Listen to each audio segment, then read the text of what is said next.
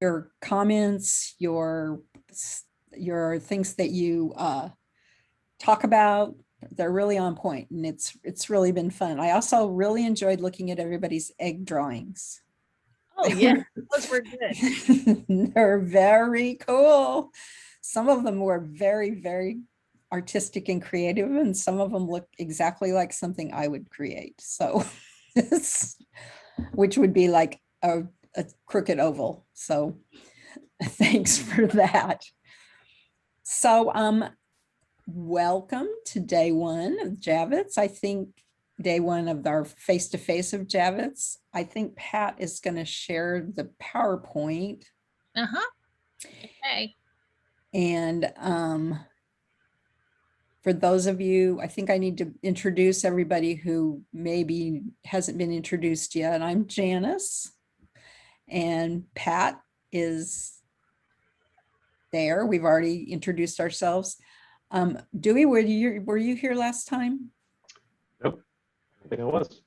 Okay, so Dewey's here. Wave Dewey. He's here to help us on the technical end.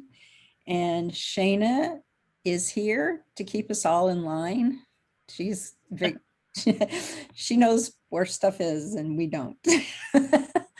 So Ashley will be here shortly. So this is probably a good time to tell you where she is. She is delivering books to your schools. So I know that Guyman had all of theirs already, and a lot of you guys already have read a bunch of stuff in the book, which is really great.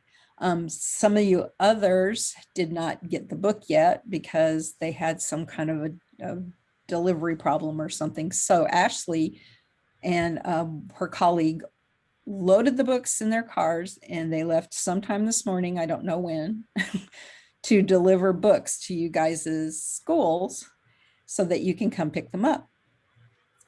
So you can have them for the rest of the week. So Tahlequah is actually, honestly, when she gets here, she can tell you where they are and what to do. So I'm not sure if she's taking them to one spot or each school or whatever. So she'll let us know. So we do have chapters 1, 2, and 3 in eCadence in the resources. So if you haven't read chapters 1, 2, and 3 yet, which were kind of the things that we were supposed to have read, there's PDF copies there that you can look through and read them. And we understand that not everybody had it, so it's fine. No worries. We just kind of want all of us to be in the same spot. So, Pat, are you going to share PowerPoint? Yep. I was just kind of waiting until you got done with that, and then wait a minute. I don't want that. Let me get started. And okay. You have to help me. How's Go that? ahead and see go it. ahead. Yay! Looks great. Okay. Let me get my people on my other screen. I'm sorry, you guys. It's maneuvering all the different screens. You have to be patient. Thank you. Okay, here we go.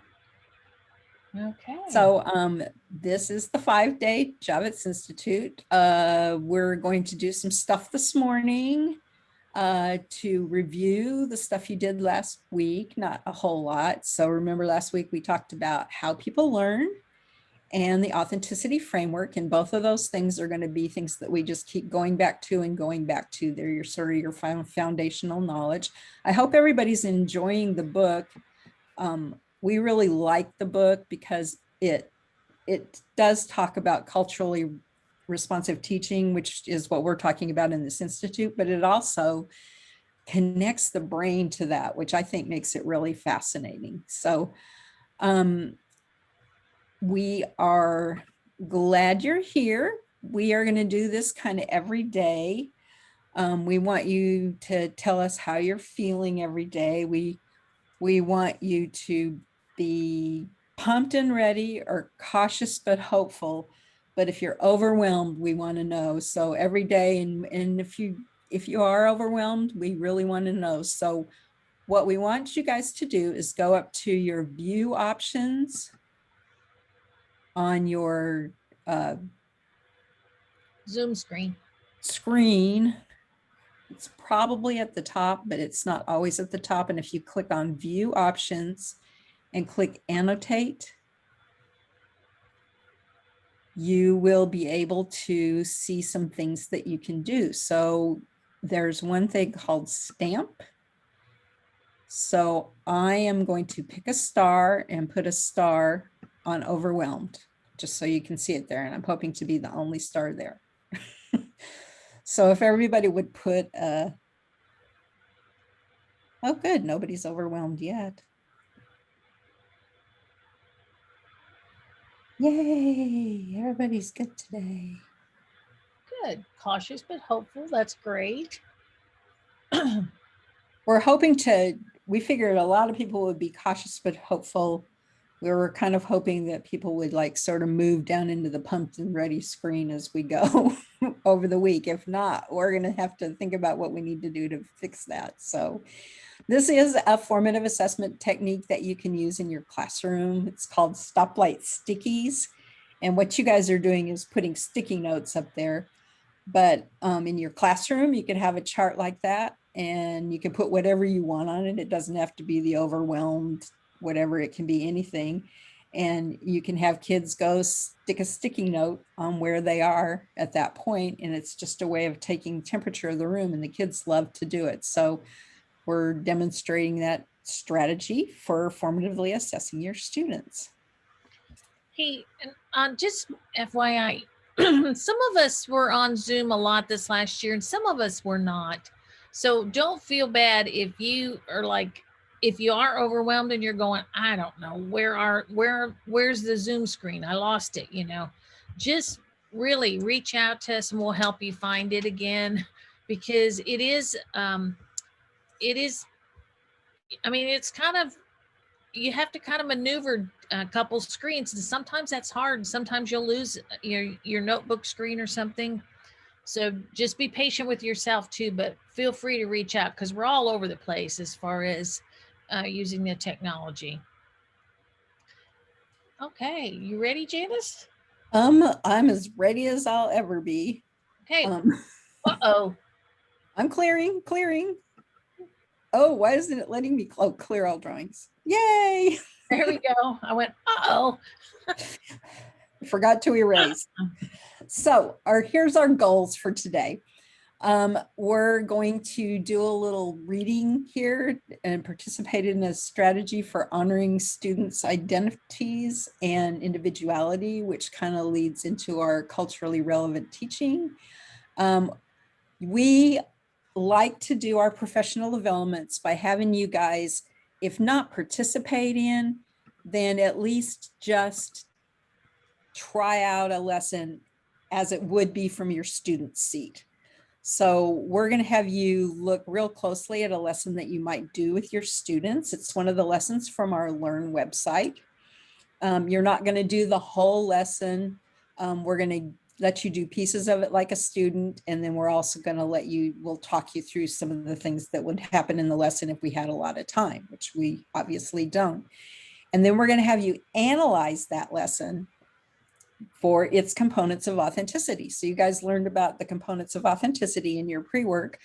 So we're going to have you guys look at the lesson that we're teaching today. We'll give you a sketch of it just so you can remember what you did, and say, we're going to ask you a question. We're going to ask you, is this an authentic lesson? And you're not going to just say, yeah, I think so, or no. You're going to look at the chart that we provided for you in the pre-work to find out. So that's kind of the schedule for today.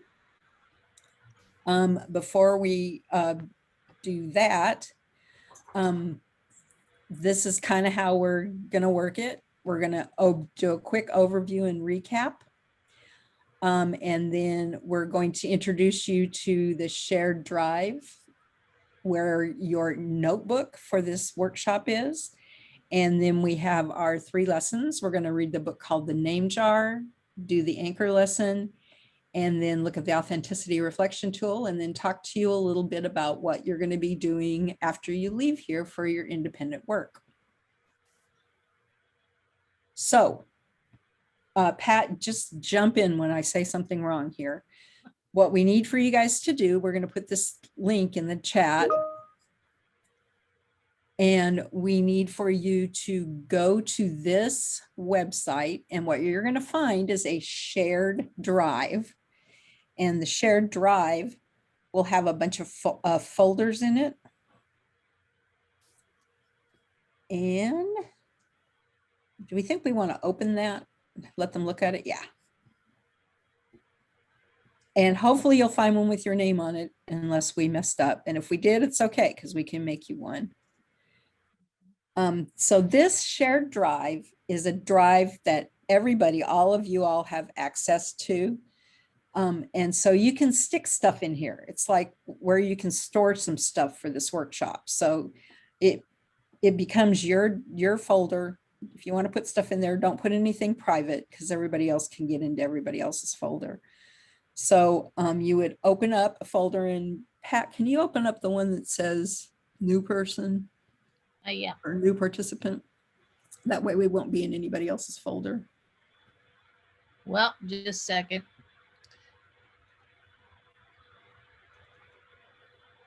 We've got these little dots going. Okay. So you're gonna, and your view might be different. Pat always does the tile view, but you're gonna find 4 things in there. You're gonna find a contact list with our, it's at the very end with all of our names and contact information on it. So if you forget how to get a hold of us, that's where it is. And I think Pat and I have even put our phone numbers in there. Yeah.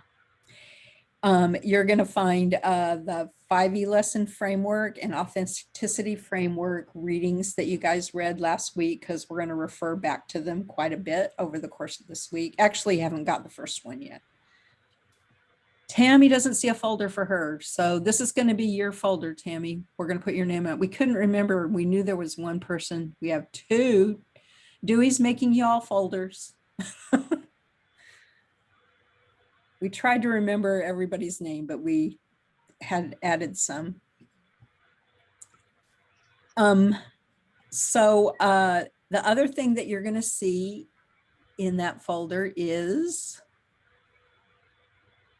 I don't know, something happened and a whole bunch of stuff went in that folder.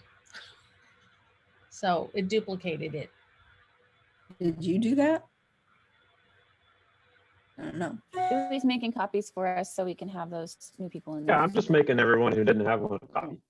That's why Yeah, it looks like he's that, making though. a new folder and you're in the only extra folder right now. Okay, It should be good now. it is good. So you'll see the one with the little picture on it with the sunshine that says Summer Institute. That's our logo for the Summer Institute. If you will open that one up, that is your workshop notebook. We are going to use this all week long. This is your personal notebook. We will be able to view it. We don't spend too much time looking at people's notebooks because there's a lot of them. And this is just your place to take notes. There's a little thing at the very beginning that says how to navigate your notebook, but we're going to talk you through it just a little bit. If you go onto the left side, you probably will see a little notebook icon over there that Pat's circling around. If you click that open, that is your table of contents and navigation button. So if you want to go to day 1, where this is organized by day 1, day 2, day 3, day 4, and the activities that we're going to do. So if you wanted to go to day 1, you could go to day 1 and pick any of the activities and it would take you straight there. Go ahead and click on day 1, Pat, so they can see what happens. So it'll take you to the page. So if you get lost, that's going to be our first activity that we're doing together. So as we're going through the PowerPoint today, you guys we'll have a little icon in the PowerPoint. And if you see a little notebook icon, then that means we're going to do something in your notebook. We'll talk about what's in here in a minute. But is everybody comfortable with navigating here in the notebook? If you have a question, holler out. I'll wait and give you just a second to browse. So remember, this is your notebook. You're going to take notes in it. If you need to write something that's not in there, if you need to add something, it's fine. This is all yours to use. But instead of giving you handouts, this is what we're giving you. This is our substitute for handouts. so you can keep them for yourself, and you can always get back into this folder and get to your stuff. Also, when we start working with you later on with your lessons, we're going to actually have you work on your lessons in these folders so that we can all get into it and collaborate together. Questions from anybody? I got those folders made, Tammy and Tina.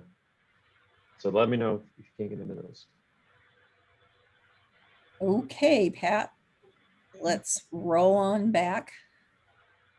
Okay. Let me close out some stuff.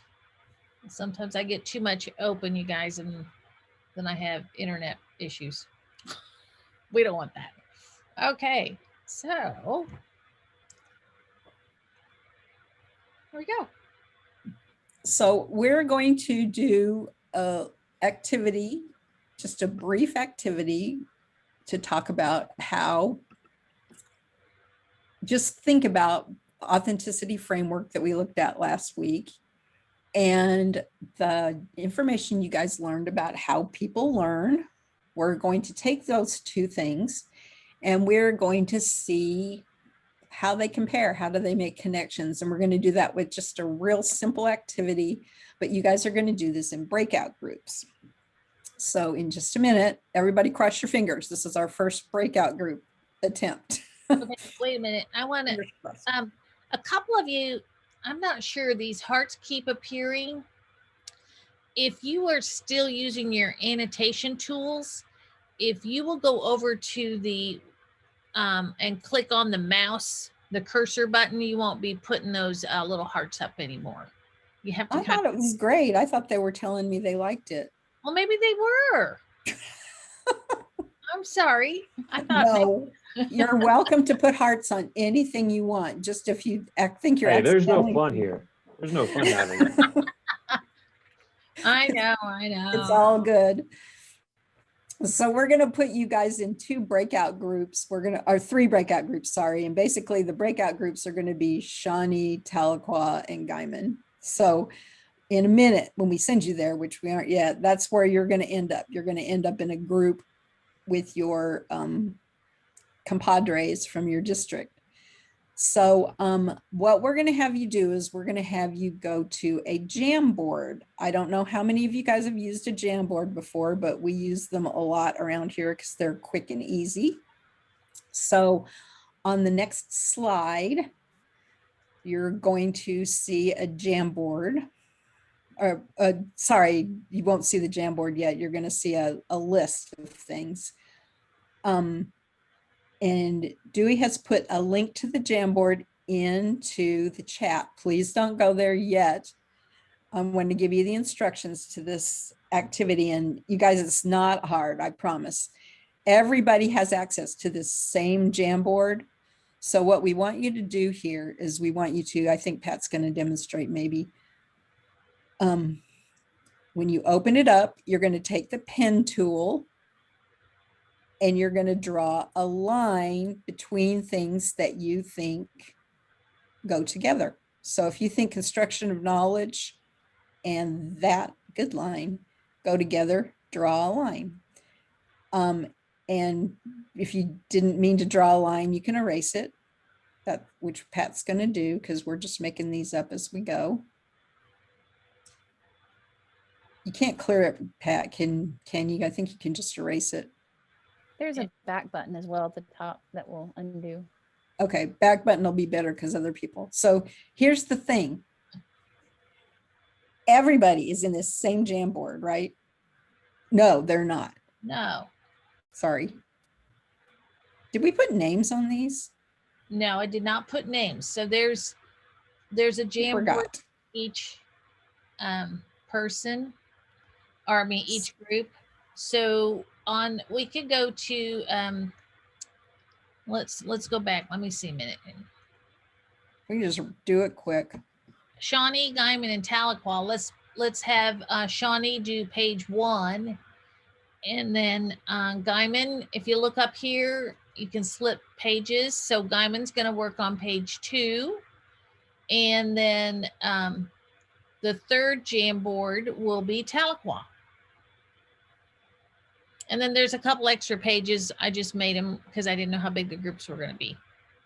But so Shawnee's on page 1 of the Jamboard. Guyman's on page 2 of the Jamboard, and Tahlequah will be 3. And if you notice- Shayna's added your names there Oh, just in case you that. forget what you just said, because that's why we love Shayna. And so in just a second here, we're going to send you to your breakout groups. Again, fingers crossed. Dewey is going to. I'm ready. I was gonna say, if there's a couple duplicate, I think everyone's in the right room, but if you're in the wrong place, feel free, you can just click and come back to the main room and I'll put you in the right place. And before you send them, one more thing. So when you go into your rooms, you might want to just assign one person to draw lines, or you can all draw lines together or whatever. Just know that you're all in the same Jamboard at the same time. And we're going to give you just about, Pat, would you go back to the slide for a second? Yeah. Hey, there's a couple people that said they don't have access to the Jamboard, like Sarah. Give that another try. I just changed some settings on that. Okay. So,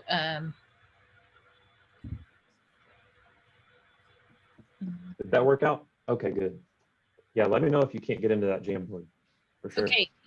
So what you're doing, I need to really go back and go over the assignment.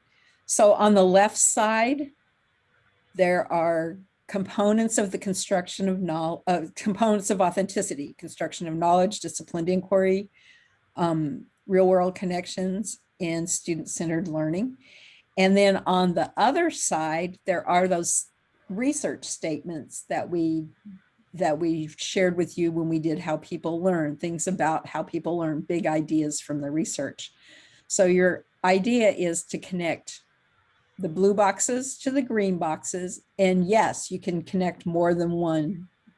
There's not a right or wrong answer. It's not like construction of knowledge only goes to the second green box. It's not like disciplined inquiry only goes to the first one, whatever. See what kind of connections you can make. Are there any questions? Okay, Dewey, now we can do it. I'm going to give you about 8 minutes. Introduce yourselves in case you guys don't know each other, because you might not know people from other schools. Yeah. You can tell I'm them. making an assumption that you do, but you may not.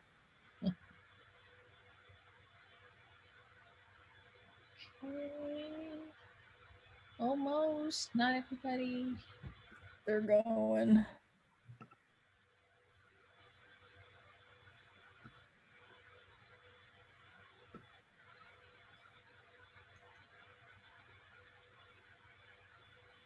Hey, it says we have 4 breakout rooms.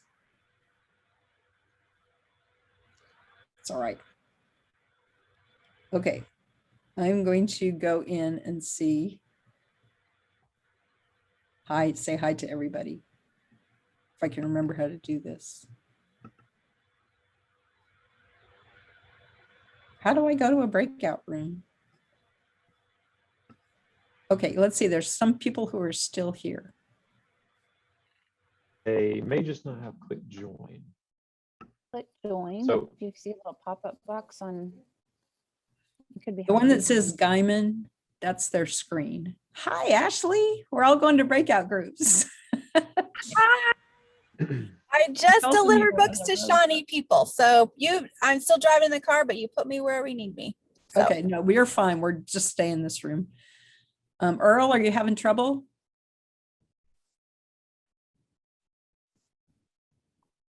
Susan. So Earl's the only one left. I don't know. I mean, is Uh, Susan there? Is she having trouble? Oh, sorry, I didn't see Susan either. She was hidden behind my thing.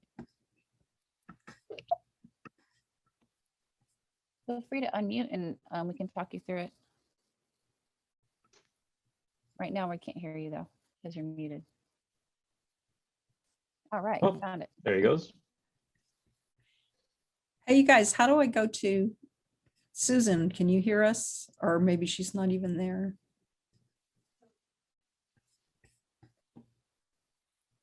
How do I Oh, go so to the Janet, rooms? I can't remember how I If do you that. if you hover over the room on the right-hand side, the number of people there will turn to the Join, word I see join. it. Okay, Mhm. bye. Mhm.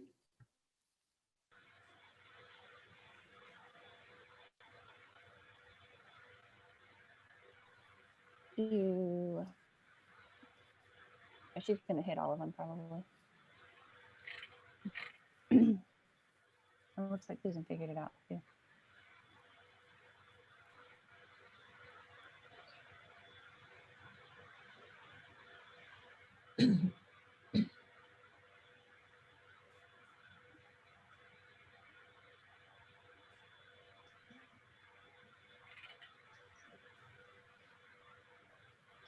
Yeah, Ashley, while you're driving, there was an email sent from Margaret Carmile from Grandview, and she has the teacher Taylor Walp that used to be in Tahlequah. She just hired her, and she wants to know if she can stay in the project. So I just forwarded you the email, and I told her that she could join us today, just, but I haven't seen her. Okay, great. I'll look at that for sure. Sorry, I left at 8 a.m. to get here to Shawnee. So everyone will have their books today by noon.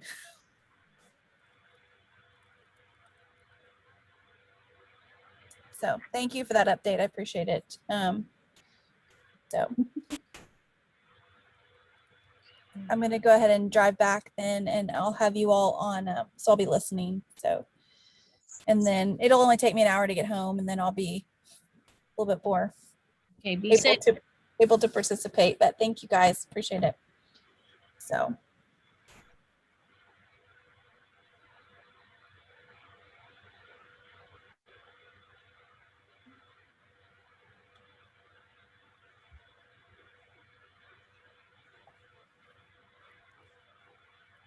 I am back. Guyman is having feedback issues. Yeah, so So I just put their thing in the waiting room. Is someone else letting that in? I wasn't, Okay. or maybe I accidentally clicked it. I'm not sure. So if you put them in the waiting room, does that take care of it? It Won't might be able to help. hear us anymore. Just chatting casually. Yeah, but that's okay until they come back, and then you can admit them back in, right? Yeah. I mean, admit it back in. Yeah. Okay, Them.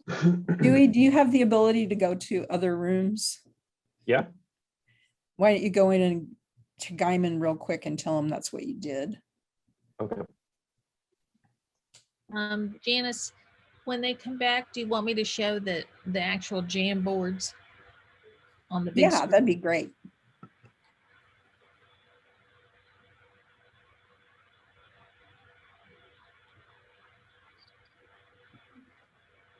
I'm gonna go.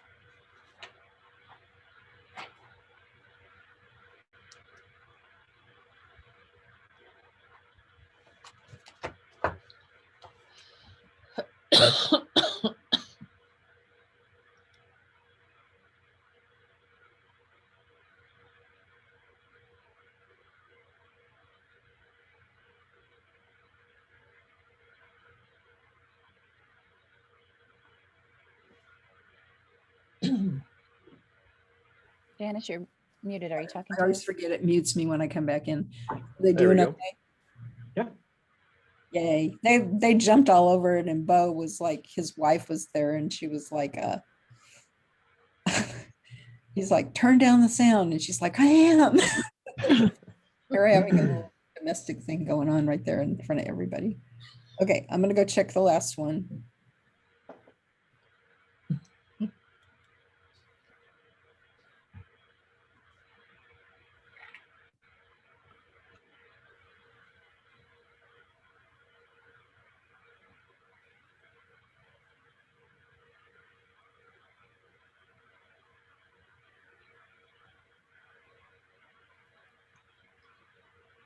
Also, you guys, I have to turn Teams off when I'm doing this kind of stuff because it uses too much internet power or whatever, and it messes stuff up. So I try to keep the chat open, and then I also have my cell phone available.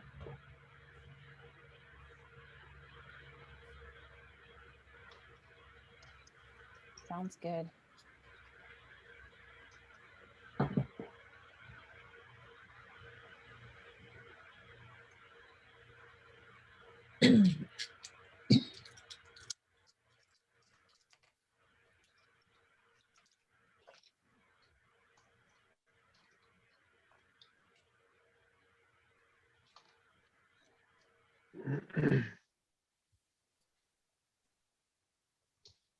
I gotta stretch.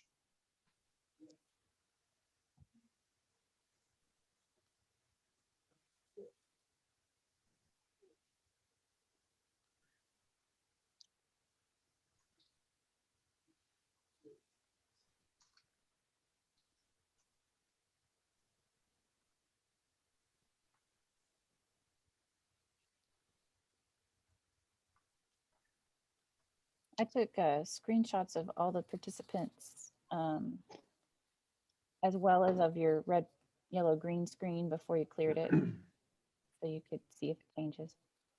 Thank you, Shana. That was, Sure. yeah. Hi, Russell. Did anybody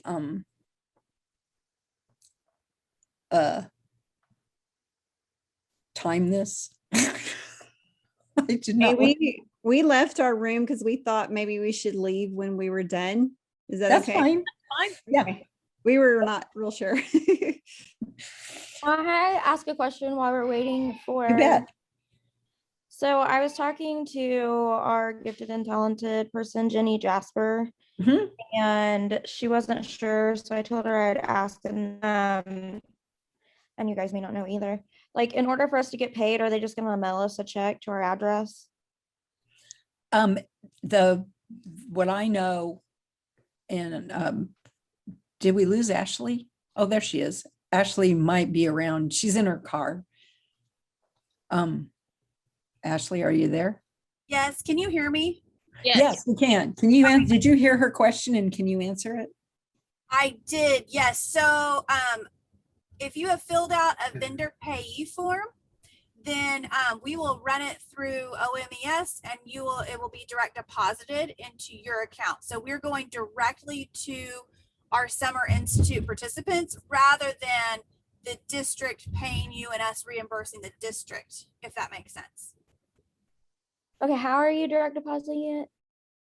Well, have you filled out a vendor payee form yet? Yeah. Okay, great. So Candy, who's the coordinator, she submits all of those, and that should have gotten all of your information to deposit the money. I don't remember asking me for my routing and account number or anything though.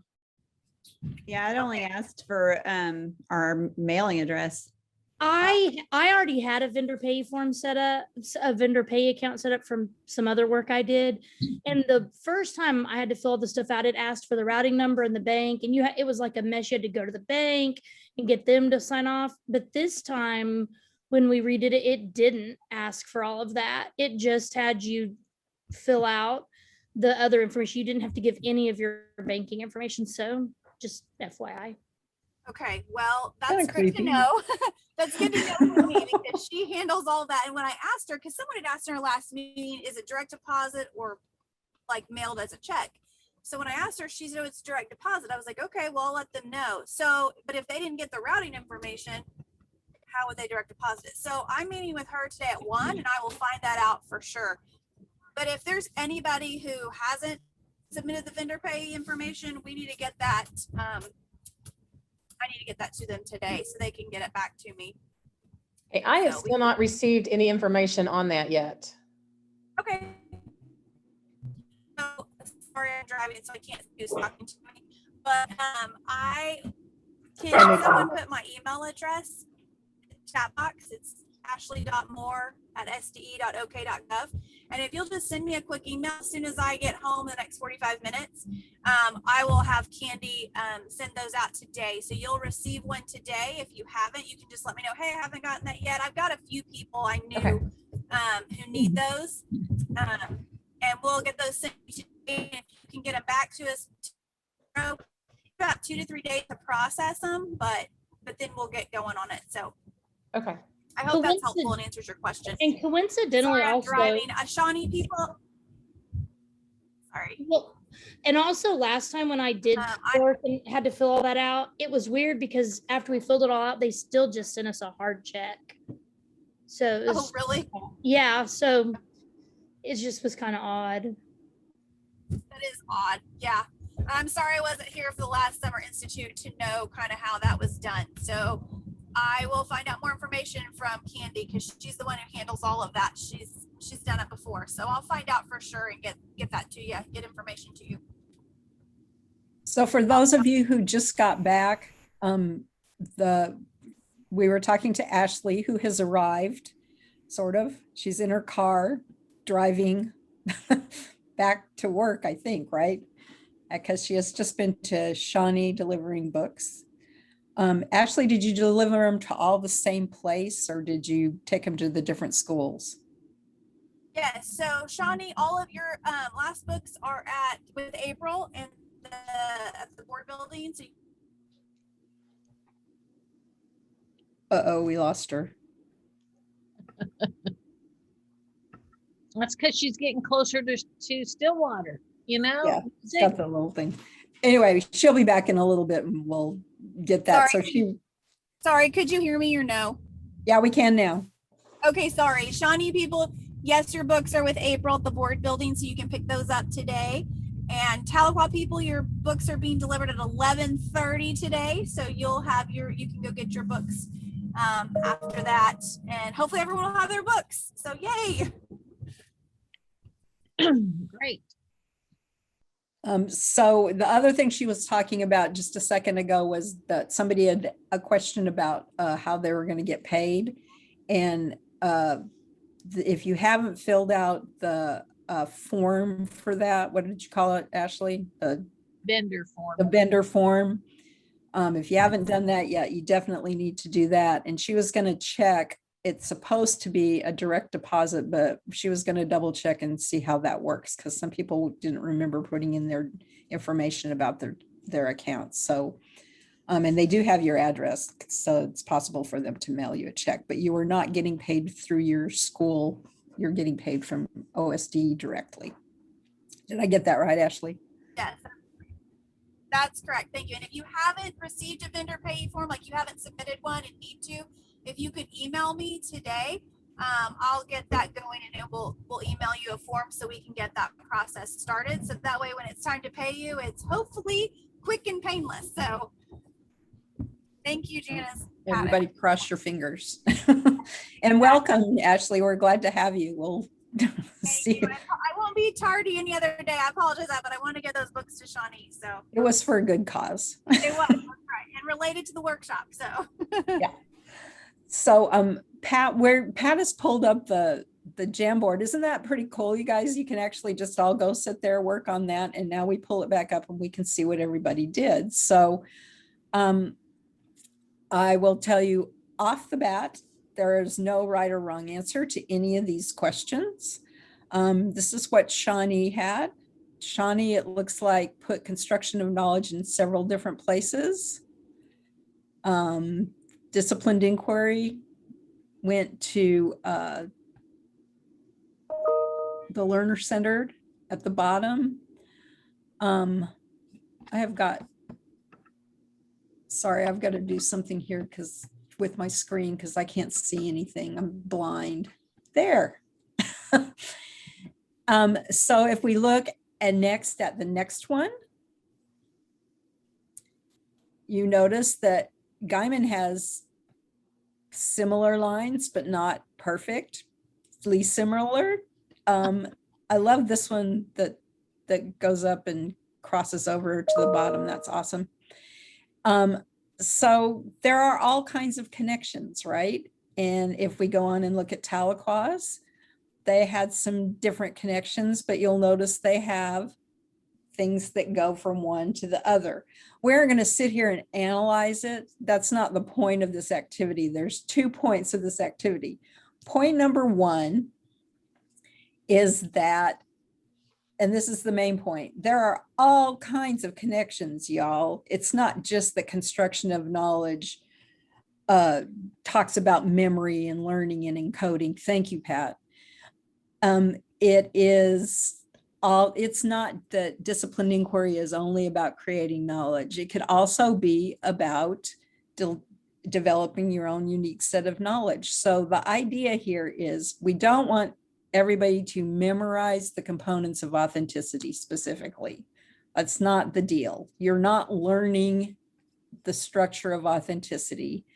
What you're doing is you are looking at the big ideas from this framework, which kind of help you think about how to put your lessons together so that you're putting all of these things in your lessons, while knowing at the same time that it all connects to the research on how people learn. This is a framework that was structured to connect to the research on how people learn.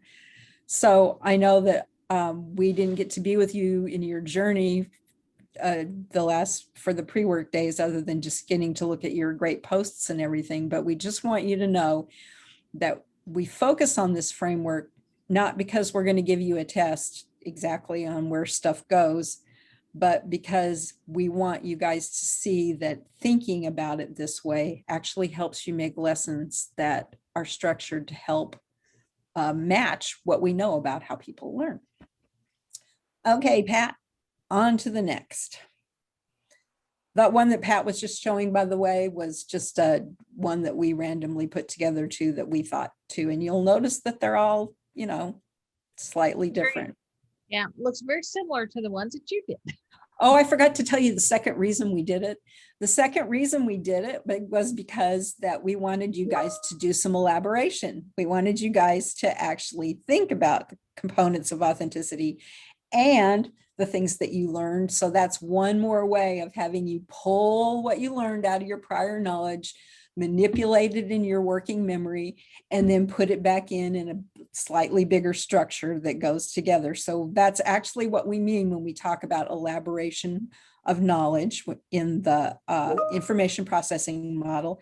And it also is a way that you can get your kids to build those structures in their brain. And so we were trying to help you start building those structures by giving you this activity. So there was no right or wrong answer. It was just that you guys have had some time to process this more and put it together. Okay, now Pat, you can do your thing now. I'm sorry, I didn't mean to get wound up there. Okay, so I'm going to tell you a little bit about, before we actually start the activity. This book, The Name Jar, was a book that you were supposed to receive, but the vendor that was supposed to supply the books did not have enough books. So obviously you did not receive this book. This book is you are able to get it through Amazon or whatever if you like the book and you want to use it in your classroom later, or it might actually be in your library. So today, for the activity that we're going to do, I'm going to read to you just a couple of the pages from the book so you kind of get a gist of what the book's like. And then I'm just going to tell you the rest of the story. Later in the week, you will be asked to view an 11-minute YouTube video that, you know, it's a story where they read the story to you. You've done those with your students and stuff. So because you do need to know the whole story for later in the week. But for the activity we're going to do today, you just need to have this little gist of it. So it's called The Name Jar. And it starts with, through the school bus window, Yu-Ne looked out at the strange buildings and houses on the way to her new school. It was her first day, and she was both nervous and excited. She fingered the little block of wood in her pocket and remembered leaving her grandmother at the airport in Korea. Her grandmother had wiped away Yune's tears and handed her an ink pad and a small red satin pouch. "Your name is inside," she had said. "My name?" Yune had wondered. Again, she took out the red pouch to look at the wooden block with her name carved in it. As she ran her fingers along the grooves and ridges of the Korean characters, she pictured her grandmother's smile. "Is that thing for show and tell?" a boy asked Yune, surprising her. Une looked up and as more kids leaned over, because now she's in the bus. "No, it's mine," Une answered, quickly putting the pouch back in her pocket. "Are you new here? What's your name?" a girl asked. "Une," said Une. "Une," girl asked, scrunching up her face. "Ew, ew, Une," some kids chanted. "No, no," Une corrected. "It's spelled U-N-H-E-I. It's pronounced Une." "Oh, it's you-hey," the boy said, like you-hey. "What about hey you?" Just then the bus pulled up to the school and the doors opened. Eun-hye hurried to get off. "You-hey, bye-bye," the kids yelled as she left. Eun-hye felt herself blush. So the book goes on, and the teacher, of course, introduces her to her students, and her students really start to understand her a little bit more. And through the book, the children decide she's just very uncomfortable with, her name in this English classroom. So she's decided that she wants to choose an American name, which is not uncommon with especially Asian children or Asian families. They will choose an American name when they come here, but they don't always have to. I had a little boy named Sunjay, and his parents, when he got to 3rd grade, he decided he didn't want to go by Kevin anymore. He wanted to go by Sunjay. And they were like, oh, they were so pleased that he had finally decided to do that. So Yune, as the book goes on, the children have a little jar. And in the jar, they put names that they think she should choose. So that might, and some of the names are Grace, Elizabeth, and the kids have all these reasons why these names would be perfect for her. And towards the end of the book, that Yune decides that she asks her mother about the little block of wood that her grandmother had sent with her. And in that little block of wood, there was the description of what her name really meant. And once she understood the significance of her name and the beauty of her name, she decided she was just going to stay with that name. And the teacher helped her class learn to pronounce her name correctly and understand what the significance of her name was and why she was named that. So the other kids in the book got very excited about it, and they wanted to know more about their own names. And so the book goes on, and so the children learn about their own names. They go home, they ask their parents about their names, and it turns into a very respectful way for the children to learn about each other. So that's, in a nutshell, that's the gist of the story. So thinking about your classroom, if you were to read this book to your children, what comes to mind about how you react with your students at the beginning of the year when you first get to know them? What are some things that you might do? So in the chat, or unmute yourself and share with the group some things that you do when you're getting to know your students.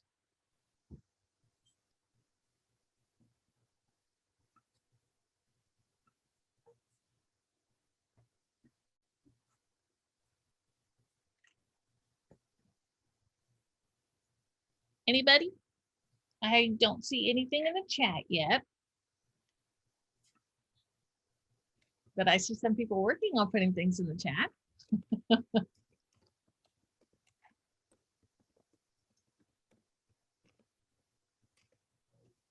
Oh, Okay, good.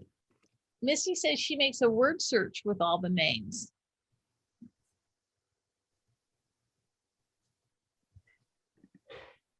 Last year, which was my first year teaching, we made our names into an ice cream cone. So each scoop had a letter and we built them. And then I hung them. In my old classroom, I had a wire line and I hung them all up. Oh, that's great. So it really gives the students, you're honoring their name. Janice says she's always terrified of mispronouncing someone. Yes, and Rachel, that book Chrysanthemum, that was a book that I used to use too. That's a great book for learning and showing respect for people's names. Janae, lots of name games. I would tell them my name, where I was from, then ask who would like to share. Put them on their lockers. Robin won't talk because she never will, but she does the coolest thing in her classroom where she has just a ton of little torn pieces of construction paper, and it's first grade. So, you know, a lot of them, it's kind of a new experience doing things with their name, but she writes their name just in a marker, and then they take the time to glue a little piece of freaking track, the construction paper to each letter. And they do like activities about getting to know each other during that time. And then she hangs them up all year. And I just love it. I always think it looks so cool in her room. That is so great. Oh, and there's a lot of them coming in now. So, and I really, Whitney's, I love Whitney's. She's like a few items that fit in a brown bag and tell something about them to share with the class. That's really a cool idea. Mhm. And Bo has his kids draw their names because he's an art teacher. Of course. And even you as a teacher, I bet a lot of you, when you're taking that first day of roll, don't you phonetically kind of make some little phonetic marks on their names? Like, okay, no, that's really pronounced with a long E. Nope, that's a short A. Or you kind of go, they'll tell you, no, I don't go by my first name. I go by my middle name, or I go by Chuck instead of Peter. Chuck. So you make those notes because you want to honor your students by using their name correctly. Oh, Russell brought us a buddy.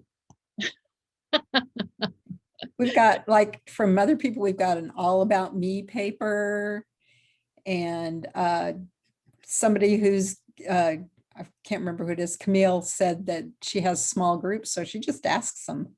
Good plan. Yeah. So there's a lot of really good ideas here. Yes, and If you're not reading through these as you go, please feel free to browse as we talk, because there's some really great ideas here. Plus, we'll make a copy of the chat and we'll put it into that shared folder from each day. So you'll have some of those ideas at the end of the session, so they won't be just lost like when Zoom goes away. So you're going to do an activity now. If you'll look at the screen, you're going on a name quest about yourself. And this is going to be going into a Padlet so that we as a group, because we're going to be together this whole year, working together via Zoom, and maybe we even get to do some face-to-face, real life workshops and things throughout the year.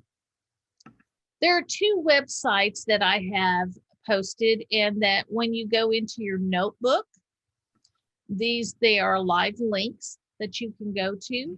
One of them is called Baby Name Wizard, and one of them is called Behind the Name, and it gives you a way to research your name and find out some information about maybe where your name came from. Is it popular now? When was it popular? My name is popular in some countries, but usually if you hear of a Pat and it's a woman, it's usually somebody about my age.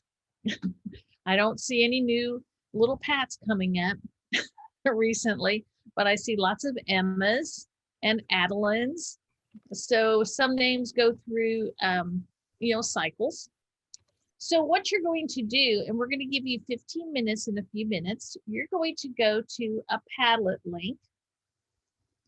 And the Padlet is going to look like this.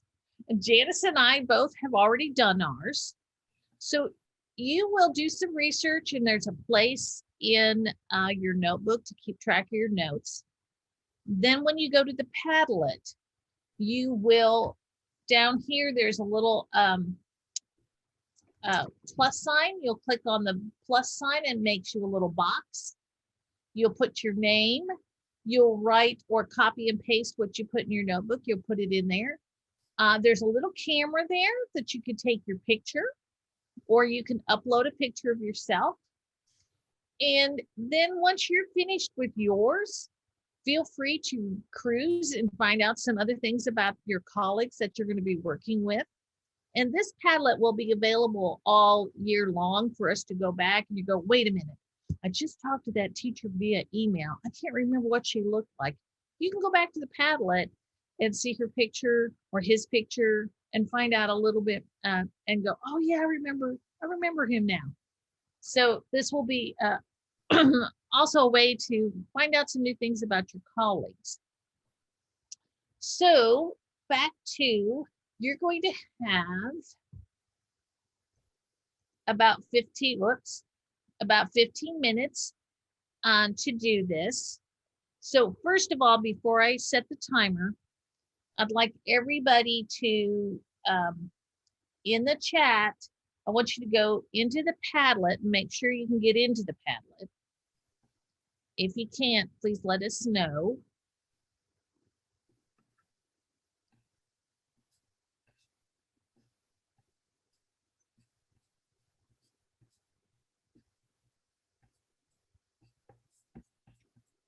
Okay. Everybody in the Padlet, okay? Okay. And then also, you should be able to find the place in your notebook. If you go to Activity 1, the name jar, it should pop up right there. The links are hyperlinked in there for you, and the Padlet is also linked in there too if you get lost. Okay, so There's also a place to write notes in there before you put it in the Padlet too, in your notebook. So if you would go to day 1, activity 1, you can find all that okay. Help there. So we're going to be here. You can actually turn your cameras off if you want to for a little bit. Don't leave the room though. Don't go like leave the room, but you can turn your camera off if you want to. I'm going to hit the 15-minute button and let you work for a while. Okay, so our time on that has hit. So if everybody will turn their cameras back on.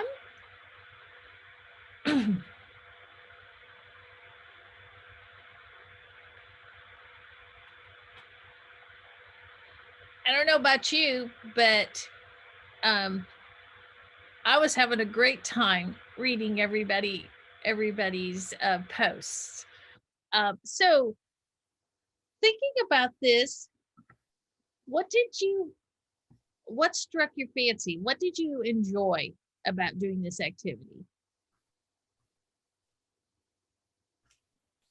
I really like reading how other people got their names, especially when they include the middle name, because I think that's so fun. I actually, in my classroom, like to look at my kids' middle names because it catches them off guard if I say it.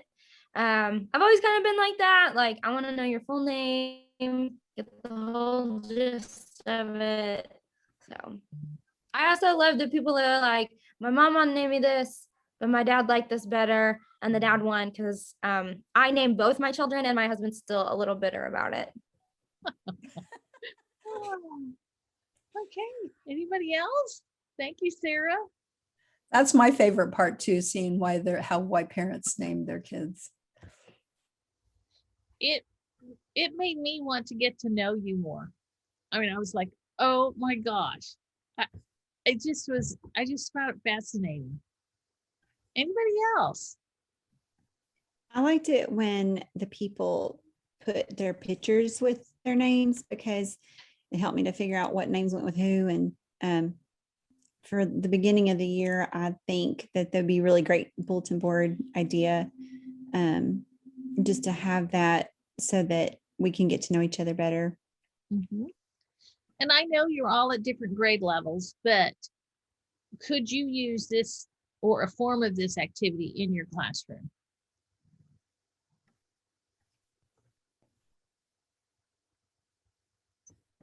Would some of Yeah. you? I mean, I was just thinking about it because I'm moving to first grade this year after 20 years in third and fourth. Wow. And I was thinking that I could look up meetings, like meetings forum and stuff, and that, could be something that I tell them like when they do some of their back, get to know things, Mhm. or ask them if they know what their name means. And if they don't, we could look it up together or something. Okay, I, so I'm Yeah. sorry. I used to teach high school, and I think sometimes we think of things like this as being elementary level, but I think even asking the high school kid to do this as an assignment and ask their parents why they named him, what they named him would be good, because sometimes those conversations don't really take place. And that might be kind of fun. So the students would learn from their parents where their name came from and why. Mhm. Well, I agree. That's a really good, I just know like in my district, or maybe it's just my school, because I've asked that question before, because I've had some kids with some really unique names and I'm like, oh, where did you get that? And they're like, I don't know. And I'm like, okay. Like, so we don't have a lot of parent involvement, but I would love for them to go home and answer that question and bring it back. and that would be a great way to do that with your kids as a homework assignment. And then because your parents will do this with your kids. I mean, this is one of those things that is a way to get your families involved in it too. High school kids, I think most adults enjoy doing this kind of, research, and those websites are kind of nice because it does give you a sense of popularity, when it was popular, when it wasn't. And I don't know about you, but have you ever named your kids something that you thought was, oh, this is so unique, I've only heard it one or two times, and then everybody is named that? Somebody mentioned that in one of theirs too. Or you can be me. I named my first daughter Maddox and thought it was so cute. And then I was like, oh, there's going to be nobody named Maddox. And her first doctor appointment, I'm sitting there and they're like, Maddox, and me and an old man stands up. And I was like, apparently that was his last name, but I was still like, as a new mom, I was like, oh, what did I do? Okay, so thinking about an essential question, why is culture important in the design of authentic classroom lessons? Okay, we're going to talk about this essential question in relationship to the activity that we just did. Why is culture important in the design of authentic classroom lessons? So you've been talking about authenticity. How would this type of activity fit in with that essential question?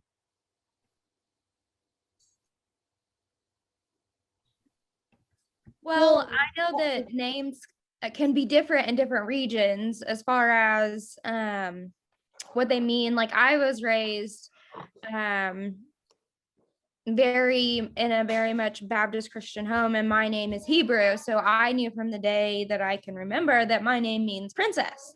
But in other cultures, it probably doesn't mean that. I don't know what it means, but I'm sure it doesn't mean princess. And so I find that important because obviously the culture is what plays into why the parent named them or why they chose that name. And it's really important to their identity. Yeah. Oh, you hit right there. Important to their identity. It's part of who they are. And that's why even the pronunciation of the names, and you as teachers, we've always honored that. We want to honor that. We want to be able to pronounce their names correctly. So I want to go back to just talking essentially about essential questions. This is kind of a big overarching essential question that we're going to be looking at throughout the 5 days. Why is culture important in the design of authentic classroom lessons? So this is one of those, it's like the big idea type of essential questions. We are going to look at some other essential questions as we go through some of the lessons, but that one is kind of a big overarching piece. The Padlet in that shared folder, I will put the link in there so that you'll be able to get to this, like I said before, throughout the year, because it really does. So feel free to add anything you'd like to under your name, and feel free to you can also make comments to other people in the Padlet about something about them, because even if you've known a teacher from your district for a long time, you might find out something new by reading their post about their name. The next thing, it is 10:24, and I'm thinking before we move into the anchor lesson, we might want to take a short break. If anybody is against that, give me a thumbs down. Okay. I see none. Okay, so let's take a little short break. It's 10:24. We'll come back at 10:35. Okay. Okay, so you can turn your cameras off and your mics off for now. And at 10:35, I'll ask you to turn your cameras back on.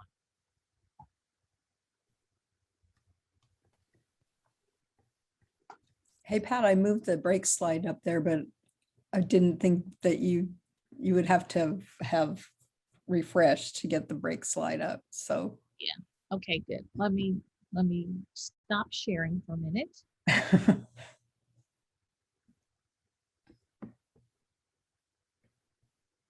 English, Spanish, French, but the vernacular that they use, the accent maybe that they have, all of that is part of their culture. So we're going to look at some characteristics, cultural characteristics. So we have customs and traditions. We have family structures. And when we talk about family structures, we're talking about things like, is it the grandmother? Does the grandmother live with the family? It could be a husband, wife with children. It could be whatever the family structure might be. In this case, there's the mother and the little girl, and then the grandmother. Different types of food, clothing, styles, hair. That is all cultural characteristics. What did they wear? How did they fix their hair? What did they do with their, did they wear their hair long? Were the men wearing beards? Language and communication. We talked about that. Beliefs, things that they value, things that they believe in. It doesn't always have to be a religious belief. It can be just something that they feel like is important. And a way of life can also be things like, how do they cook? Do they eat dinner at the table? Do they cook as a family? Do they grow their own food? Do they take care of their family? Are they allowed to go out in the woods by themselves? Or are they allowed to take a walk? So all of those things are a way of life. So the next thing you're going to do is we're going to do a strategy called Snap, Clap, Pop. And no, I'm not going to read the whole story to you again. I'm going to read just a little piece of it for you. But when you hear something that is a custom or tradition, we would like you to snap your fingers. If you hear something that is a family structure, hug yourself. If it's food, eat from a bowl. Clap your hands if it has something to do with clothing, styles, or hair. Hand over your mouth if it's language or communication. A belief is a hand on your hand.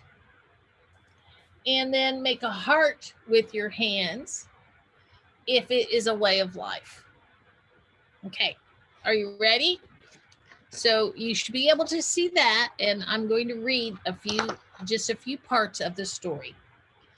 There once was a sweet little maid, much beloved.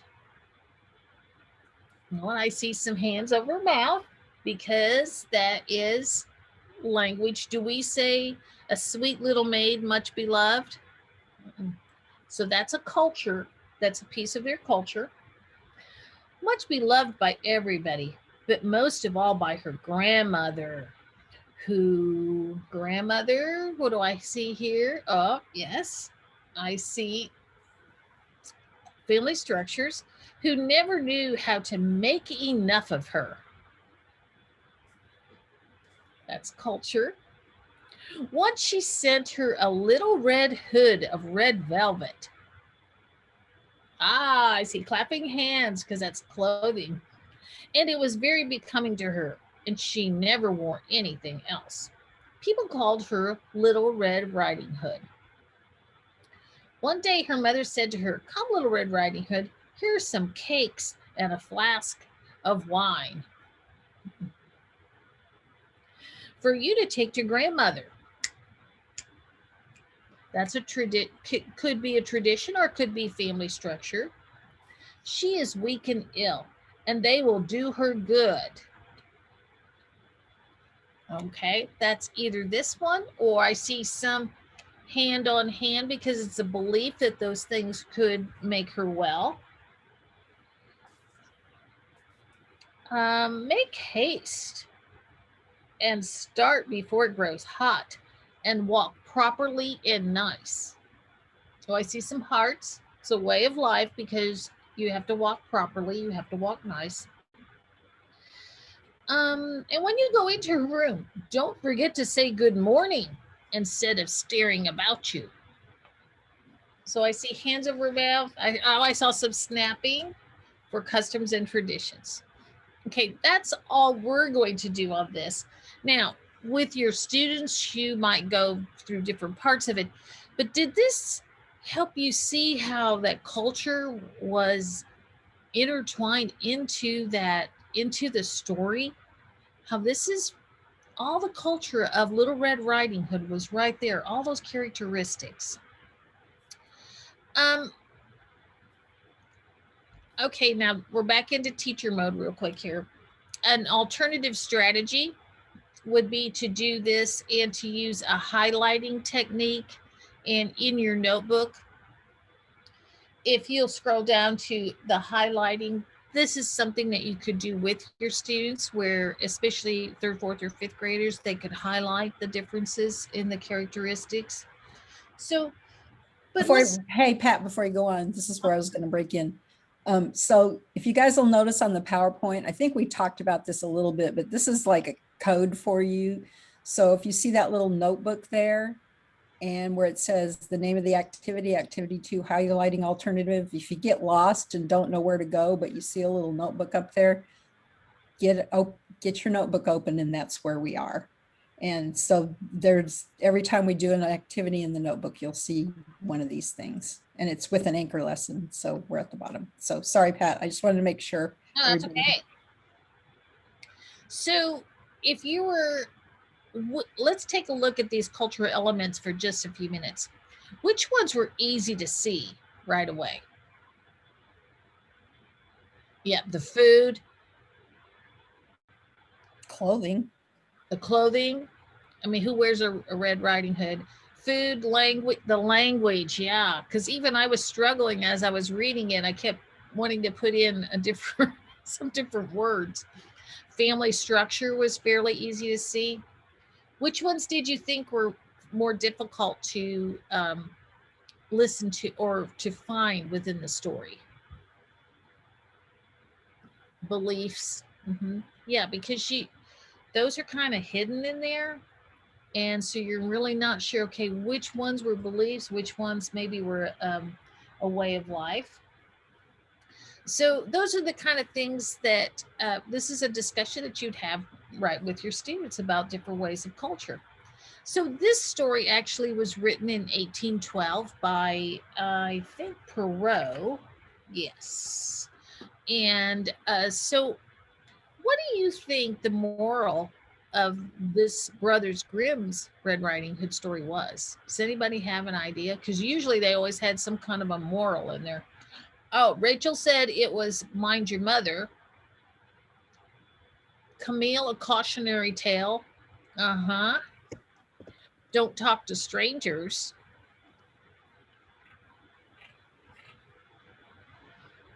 Don't stray from the path.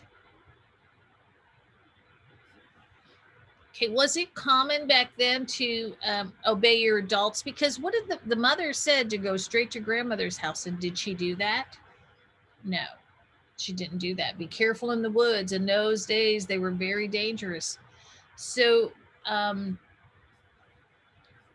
even nowadays, would you send your children out into the woods by themselves? No, no. But back in those days, that was very common, but it was still it was expected that they obey their family, their mother in those days. So now we're going to take a look, and we're going to switch gears a little bit. And some of you may have this book in your possession. Others may not have this book, but this is a modern day version of Little Red Riding Hood. Honestly, Red Riding Hood was rotten. And so we're going to look at, we're going to kind of analyze the picture on the front cover. And if you don't have the book, just look just look at the PowerPoint. I've got it right there for us. So we're going to look, and we're going to do a little analysis of cultural characteristics just on the front cover. We're going to not only look at the picture, we're going to look at the text, and we're going to maybe do some inferring also. So this one, let's look at clothing and styles. What do you notice about the clothing and styles from the picture or from the front cover? Anybody notice anything?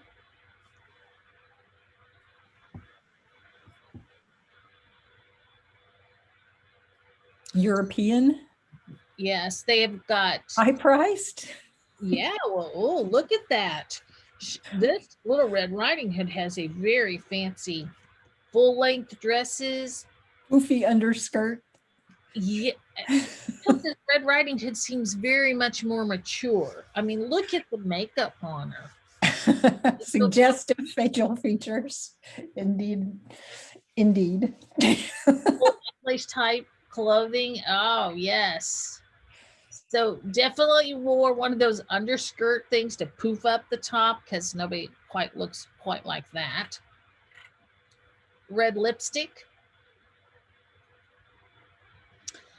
And so I wrote down in my example here, has a long coat, just like you said, very fluffy.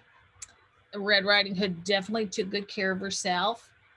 Yeah, the lady in the, well, the grandmother or the mother, we're really not sure who that is back there, is holding wood and carrying a cane. So our next thing, way of life. Grandma doesn't look too sick. That's true. Way of life. What kinds of things would you consider way of life just from the front cover?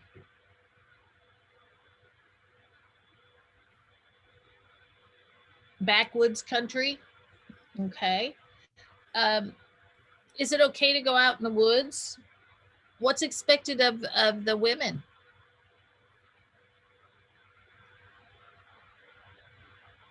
Yeah, they're rich folk. They're covered, very covered. Homemakers, yes. Mhm. They go out in the woods in these dresses. They're expected to carry the wood. Modesty Modestly, expected. yes. Mhm. They must be able to do physical work. I'm not sure about Red Riding Hood in this one, but definitely the grandmother is expected to. Proper ladies.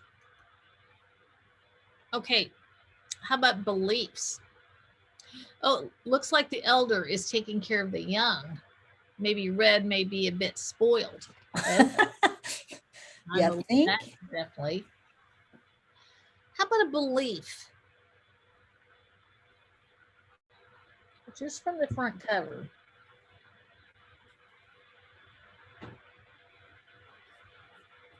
Since this story is being told entitlement, cover yourself. If you notice, some of these overlap, which is definitely, culture's not separate. Those different pieces of characteristics of culture do overlap. Mom looks proud of Red. How about nobody said anything about the wolf? Ooh, bad equals dark. Thank you, Bo. Because if you notice, the wolf is very... So another one, a belief might be, it's okay. The wolf looks sinister.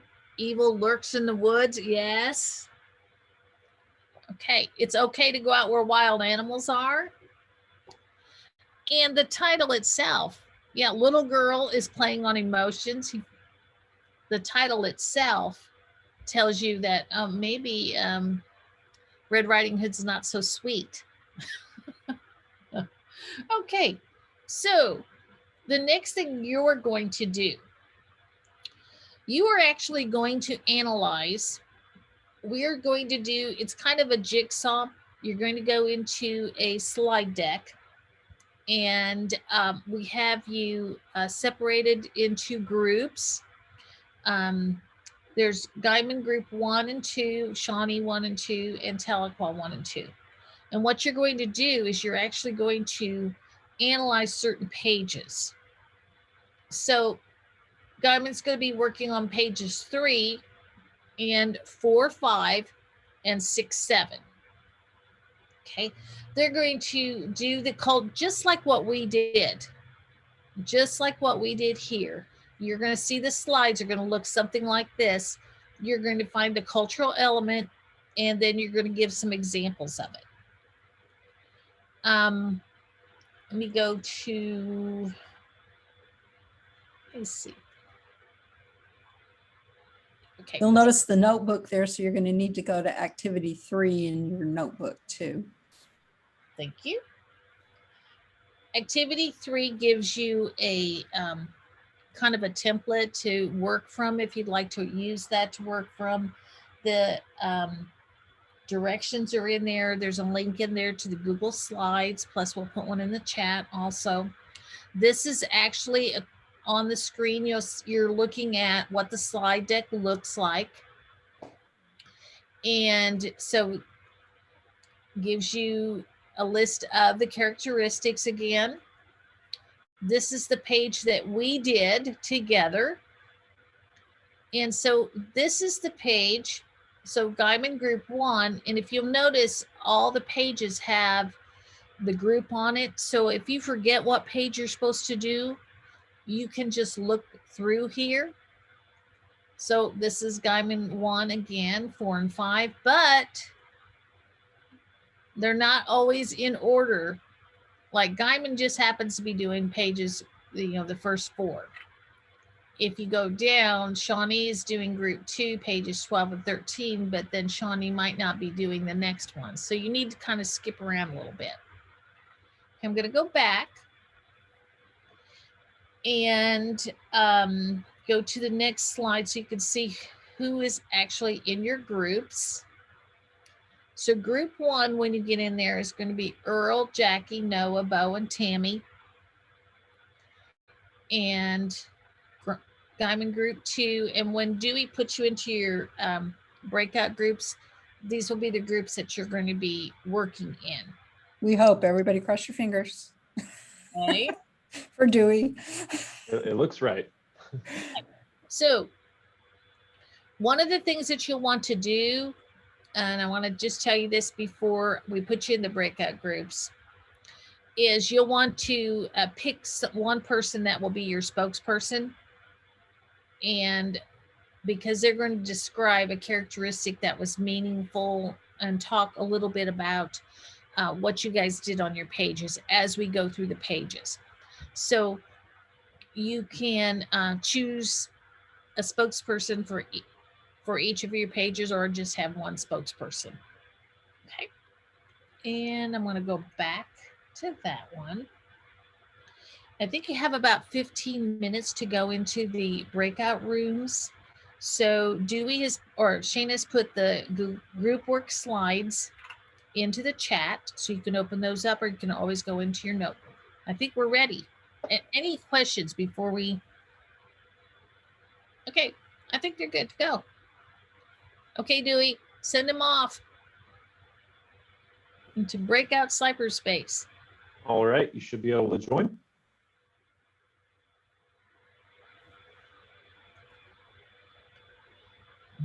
Okay. We've got Elizabeth not entering yet.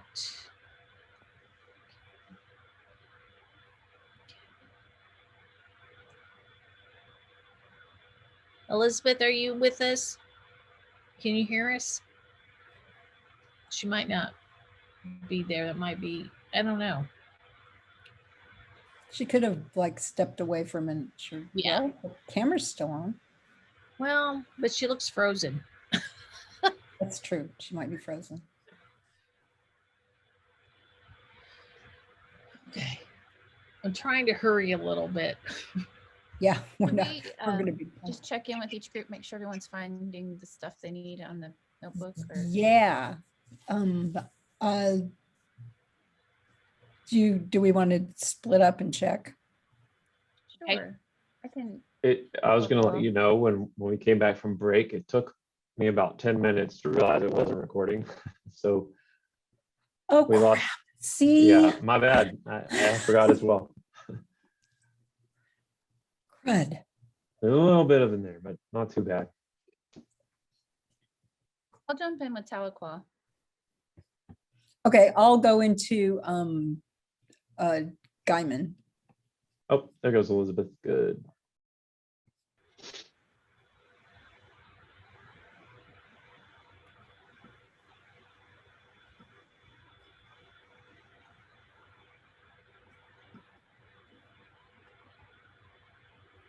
I will be right back. Bless you.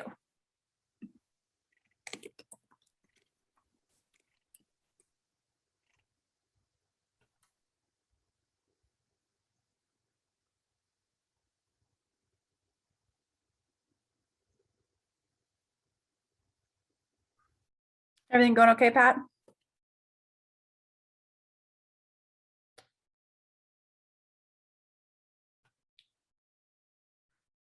Hey, everything going okay? In Guyman 1, I'm going to Guyman 2 now. Okay, Then I'll be right back. okay.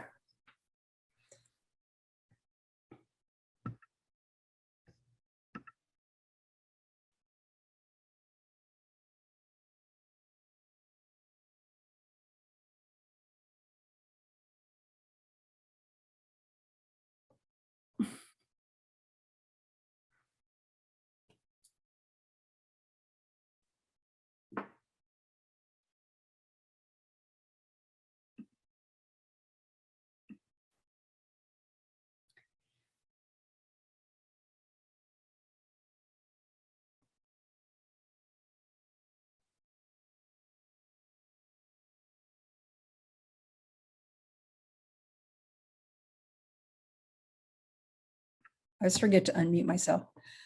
Do you know if I assigned you as a presenter or whatever in this thing?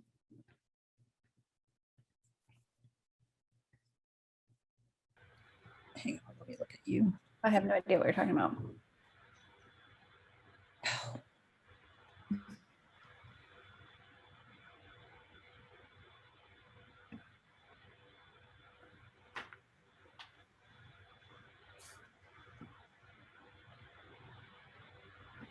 I just made you a co-host so you could play. Oh, thanks. Okay. If you want to go, I didn't realize I hadn't done that yet. Well, no, that's fine. It's been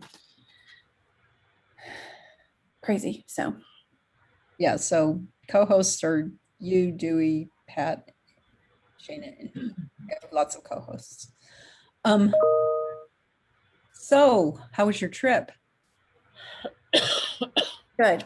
Got the books to Shawnee, and then someone from the agency is taking books to Tahlequah. They should be there soon. So I just didn't realize it would take a little bit. It took longer than I expected to get there, but Yeah, well, and then I almost ran out of gas because I forgot to fill up on the way back.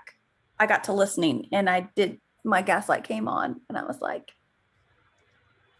so Had to pull over and get some gas, but made it back. Yeah, And if I you're just in put some of those Guyman in places, the yeah, waiting room, in the guest in the waiting room, y'all.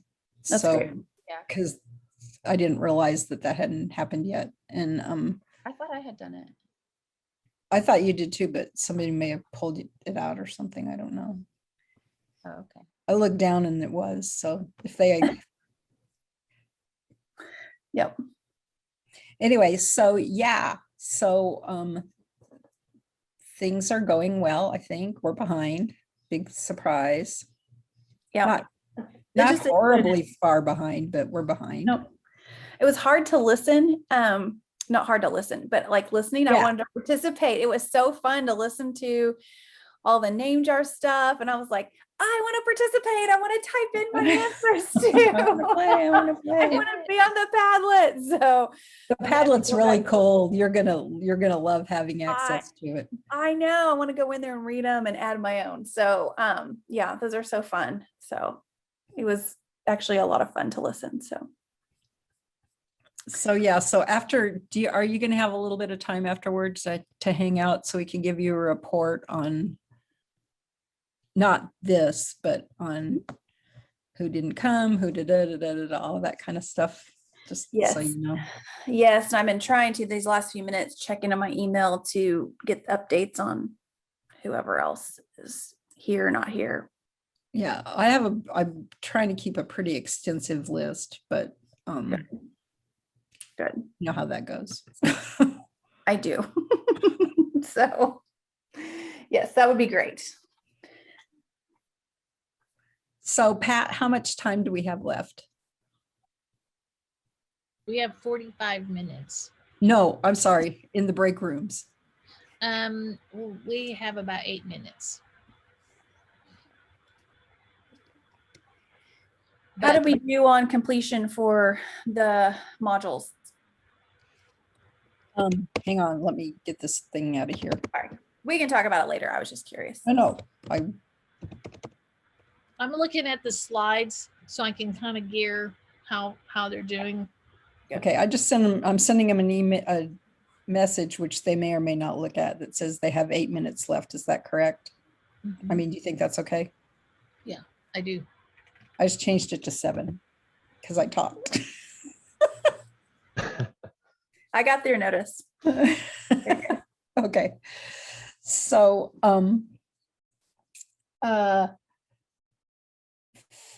in the note, I mean, in eCadence, I have, let me go to my grade book. There's probably a better way to do that than this. I'm still figuring out how to make this thing work.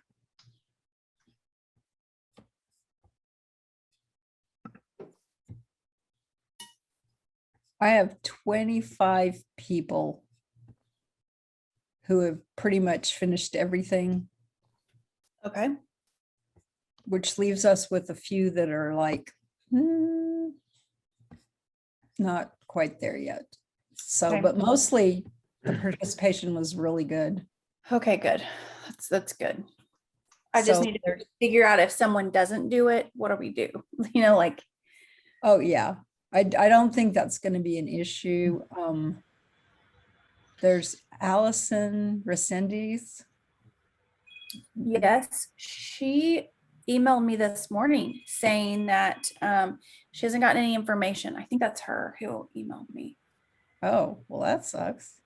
I did email her this morning again and Yes. gave her sort of the reset password instructions and stuff to go in. I just get the feeling that some people didn't get that enrolled. We're going to see if we're going to have time for that, Okay.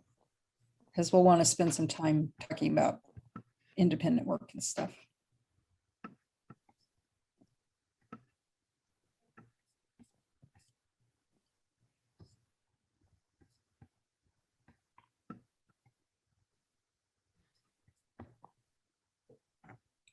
You guys love getting kicked out of the room. If you wait till the very end of it, it just boom, you're gone. There's no recourse mid-sentence.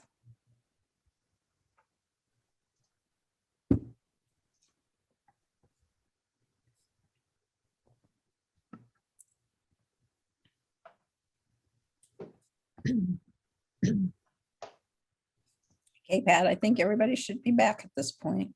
Okay, so what I'd like you to do is, if you can, I know some of you are working on one screen, try to keep the slide deck open. Make sure you have chosen your spokesperson. So what we're gonna do is, what I'd like you to do is to, when I call on Diamond Group 1, I'd like the spokesperson to talk about a characteristic that was meaningful or interesting to your group. You can even tell the teachers what slide to look at. We're not going to talk about each separate slide. So just say, okay, go to slide 4. This is what our group really thought was meaningful or interesting, and tell us about what cultural aspects stood out to you on that page. So, okay, I'm going to stop sharing now for a few minutes. That way you don't have quite as much to look at. And So you don't want me to share the PowerPoint while No. you talk? Okay, go. you can all look at the slide deck. So That's what I meant. I meant the slide deck.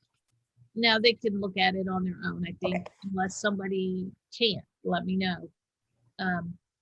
So Diamond Group 1, let's start with you. Who's your spokesperson? She does it. Okay. Anytime one of us activates the microphone, we start to echo. So if Jackie could take that, it might be a little bit easier. Okay. Where's Jackie? Okay, I'm right. Can you hear me? Yes. Mhm. Jackie. Okay. I think on the what stood out to us, what we tended to point out is how the wolf really tried to make everyone believe that he was a vegetarian. Like that was definitely the main topic of what we were reading. You know, everything was related back to apples and such. Okay, so he was trying to do some faking on that. Yes. And so that cultural aspect stood out. Vegetarianism, do you think we talked about that? back Yes. then?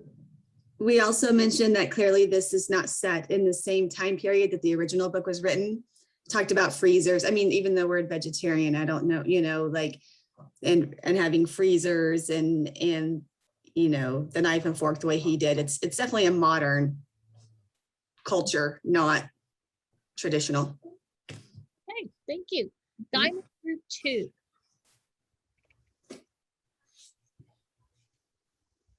Hello. Hello. The thing I think that stuck out to us was the fact that this little Red Riding Hood and her grandmother, the culture is very vain. Oh, yes, that's a good one. Vanity in this particular story. Good, thank you. And it was definitely handed down from generation to generation. Okay, so which slide are you on when you were talking about that in particular? Well, if you look at page 18, all of the pictures on the wall of Granny or of Granny. Slide 13. Okay, slide 18. 18. Page 13 is on slide, 18 is on slide 13. Oh, slide 13, yes. Yeah. Ah, Being good helpful. catch. Yeah, look at the pictures on the wall on slide 13. And so not only Granny, but also Red Riding Hood. Yes. One of the things it says there is that the first thing she did was glimpse in the mirror as she's walking in. So, I mean, it just perpetuates that from grandmother down.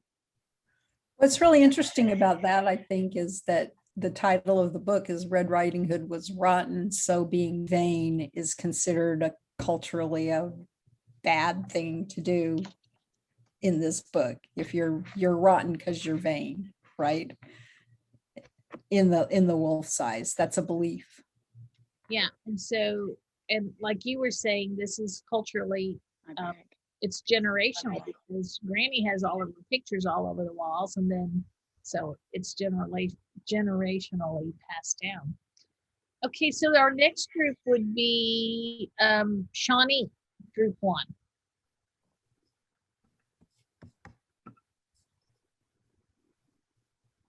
Yes, that's us. Let me see if I can get my video going. Y'all see me? So we saw some different things like food, some language with the cake and the butter was a little different from the original story that we read. But I think the thing that stuck out to us the most is similar to a couple of the other group pages is that Red said, I can't wait until Granny sees how pretty I am today. And that seems to be her focus. And if you look at the picture of her, she is definitely more mature and has the makeup and not too concerned with anything else. Yeah, so that way, that family structure of taking care of the grandma and going out of the way isn't in this story necessarily. Right. So, okay, how about Shawnee group 2?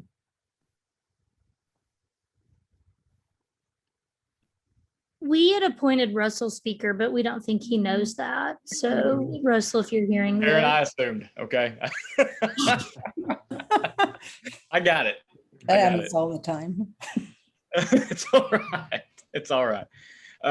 You know, not to completely piggyback off Audrey, but at least with our slides, I think the one thing that stuck out to us in the kind of in the culture and tradition aspect was the narcissism of both Red Riding Hood and Grandma. So we had the one that was major, and Whitney pointed it out.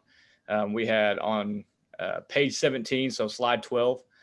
We also had a picture, or the picture on there had Grandma's picture above her bed everywhere.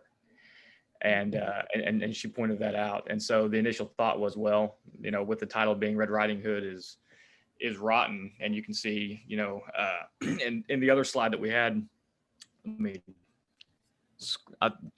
pages 12 and 13. So slide 9, she's having a discourse with the wolf about a race to Grandma's house. And Red Riding Hood is saying, well, I'm the fastest, I'm the prettiest, I'm the fastest. You can't beat me no matter what. And the wolf is kind of letting her go on like, sure, that's fine. And in the back of his mind, he's knowing, I know the woods better than anybody, and I'm going to beat her there. So I'll let her think that, no big deal. And so it really kind of comes back to get them both, I think. So Good analysis of those pages there. So how about Tahlequah, group 1? We had slide 10, which was page 14. And the thing that stuck out to us most was the way of life and belief. There's a picture with the windows wide open, and she comes to Grandma's house, and well, the wolf does, and the grandma says, doors open. And so we thought that on way of life, open doors and windows and a simple rural existence. And then beliefs, you can leave your home open because you're safe. Because you're safe. Okay, good. Thank you. Tahlequah group 2. Okay, so ours was, again, going back to that vanity aspect. We're on slide 11 and 14. On slide 11, obviously, Granny has 1,000 pictures of herself in ornate frames, and she's also looking at herself in a mirror, not even paying attention to what's going on around her. And then slide 14, Red is pointing out all of her beautiful attributes. And so for us, like beliefs and way of life, is beauty was important, that it was a generational belief, and that look should be captured and noticed. And then the language there, she talks about having perfect ears. Her eyes are shaped like sharply cut apples. She has lovely skin and deep dark eyes. And on a side note, I think it's really funny that the wolf says he's a vegetarian and he is comparing all of her attributes to fruits and vegetables. So it's kind of fun. So I didn't notice that, but that's. Okay, so first of all, if you noticed in this lesson, we did not read the story yet. We haven't read this story to the students, or the students have read the whole story. So they've done the analysis before you actually read the story. So once this analysis is done and they've shared out in a jigsaw format, kind of like what we've done, or they've looked at all the pages, then you have the option of reading the story to them and thinking about questions about, well, what cultural characteristics let you know that this is a modern American story? I mean, how do we know that? What were the things in it? And so it gives the kids, they've really had a chance to look at the text and analyze a couple of the pages before they've actually even read the whole story. And you've already said what made this an American story. I mean, part of it, with the freezer, and it made it modern. It might not necessarily be American. Maybe you think it could have taken place in from another country. Another country where they're really narcissistic, like France. That's supposed to be a joke. Well, yes. So did you notice, remember we talked about how some of the cultural characteristics are hidden and they're harder to find? You have to do more inferencing. Did you notice that happened also as you were looking at the pictures and analyzing? Okay, I'm gonna take you to the next, we're gonna revisit the essential questions. How do cultural characteristics affect the ways in which people live? Was there a difference in how people lived in this story versus the Brothers Grimm story?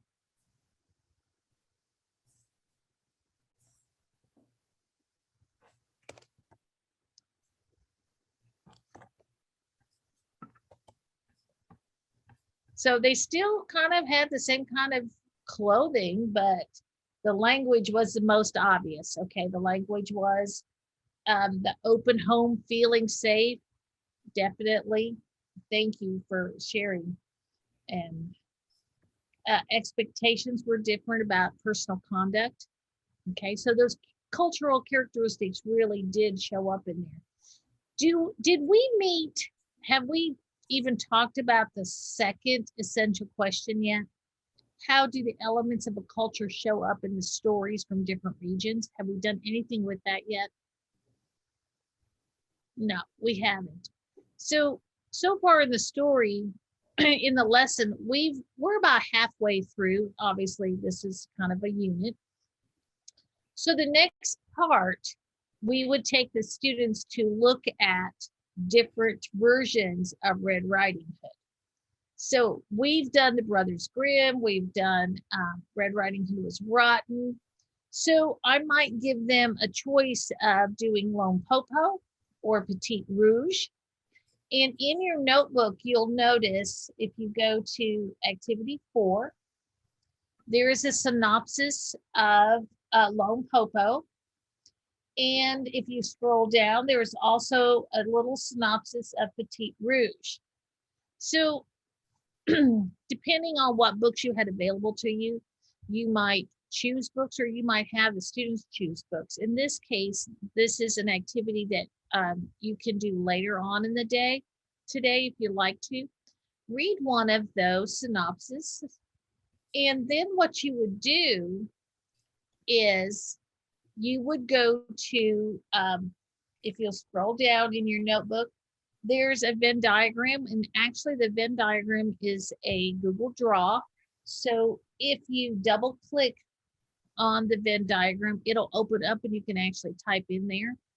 You would compare and contrast one of the news stories that you just read to either the Brothers Grimm story or the Honestly Red Riding Hood is Rotten story. And you would do comparison. If you have students that are more capable or need a little bit more of a challenge, you could also make this a triple Venn diagram and have them compare 3 stories. And so we've already done 2, so they could actually compare those 2 plus a new one from another region, or they could do 3 different complete ones.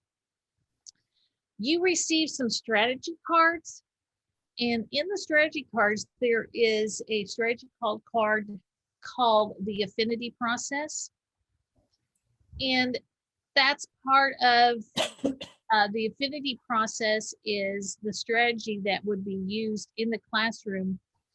The Venn diagram part of it is part 3 of that affinity process. So as you look at that card, you'll notice that the part 1 is the students analyze the story they choose. They find characteristics and put them on sticky notes. Then part 2 of that is students that have read the same versions, put their sticky notes together and categorize them into the different cultural characteristics. So they've done some pre-work before they actually do the Venn diagram. The Venn diagram then is part 3 of that affinity process. So it's not like you're just throwing them out, do a Venn diagram. They've done all of these processes beforehand.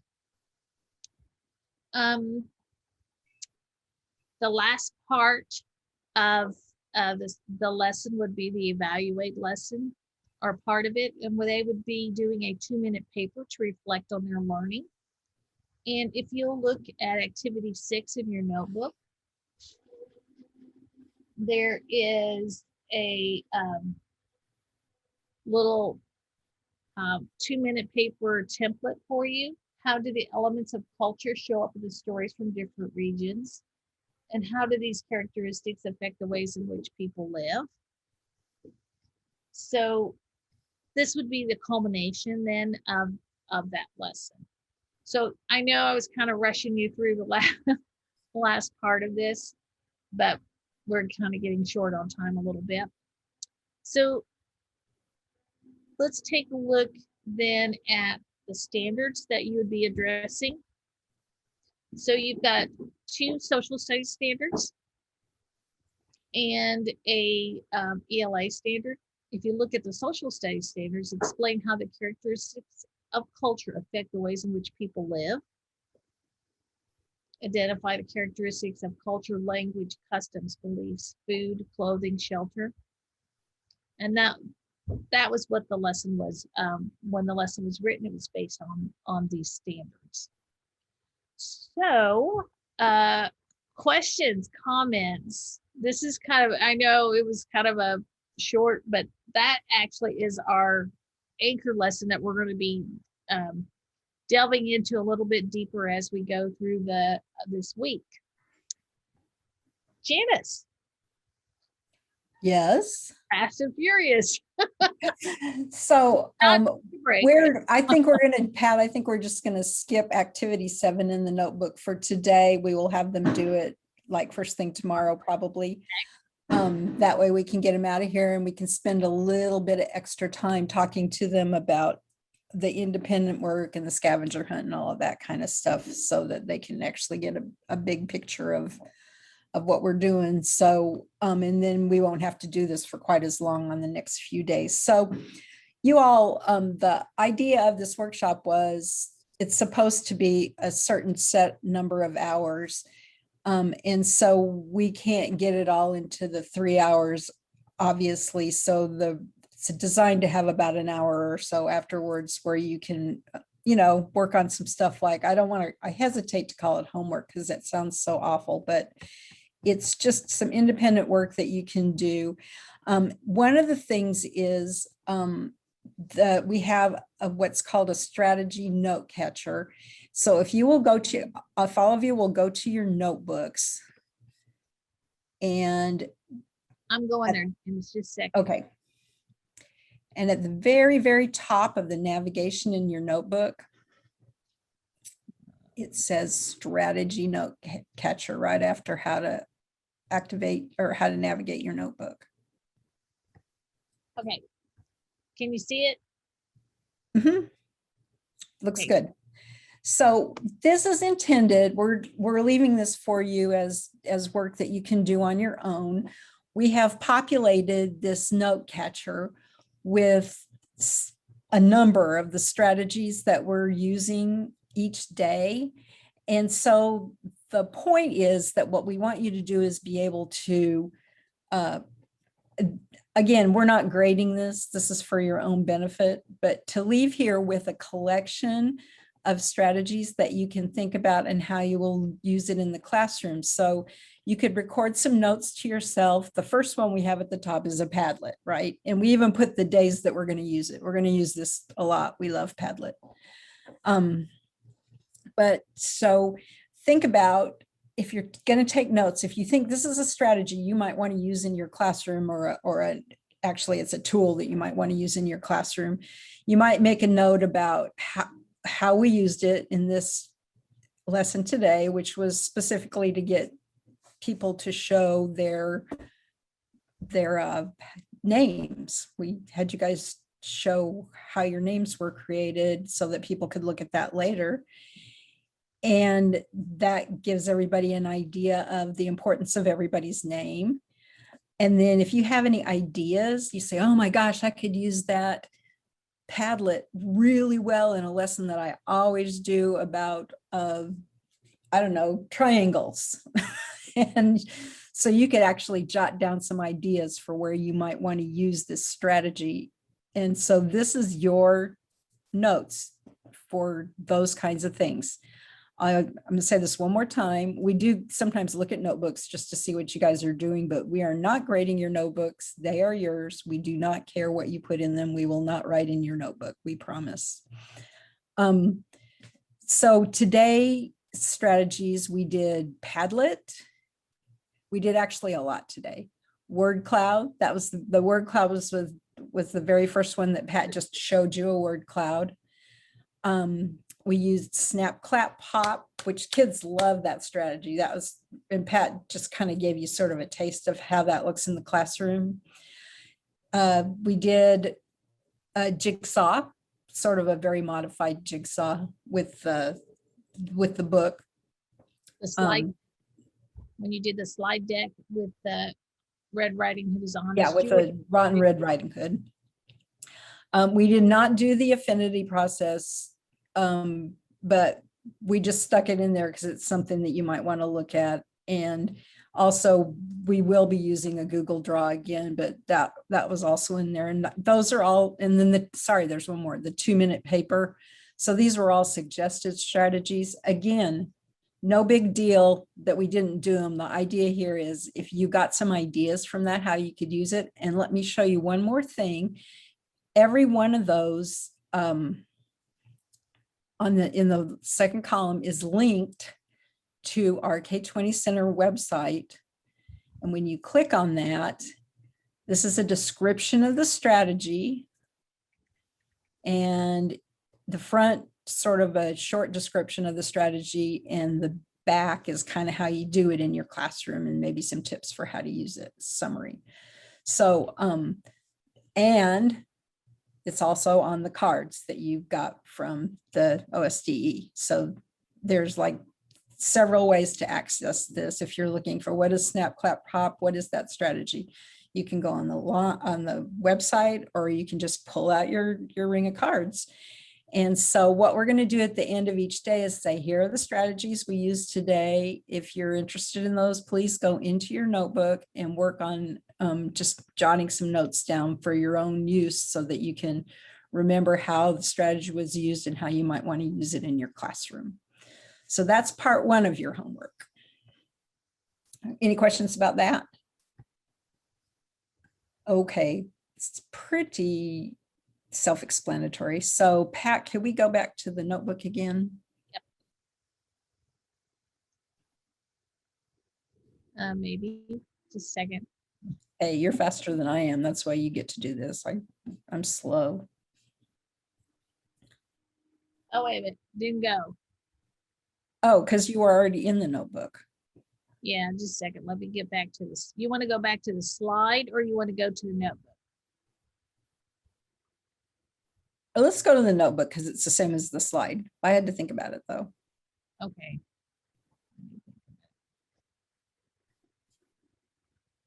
Okay. So we're gonna go to independent. So in your notebook, there's a section that says independent work. And this is actually exactly what was on the slide we had up. So you guys can look at that. So number 1 is use the strategy note catcher to fill in the strategies, the first 7 strategies in the table. That's, your choice, whatever. The second activity, you're going to begin a scavenger hunt over the book that you're going to be reading or that you have been reading or whatever. And the scavenger hunt kind of goes in sort of chronological order. But what we're going to have you do is, we're not going to tell you, you have to do this part of the scavenger hunt today, tomorrow, but we're going to give you suggestions each day. Like today, we're suggesting that you do the first 3 questions in the scavenger hunt with the book, and they are related to chapters 1, 2, and 3. And chapter 3 you have already done in the pre-work. So the scavenger hunt, as you can see, is right there at the bottom of day 1. That's where you can find it again every day.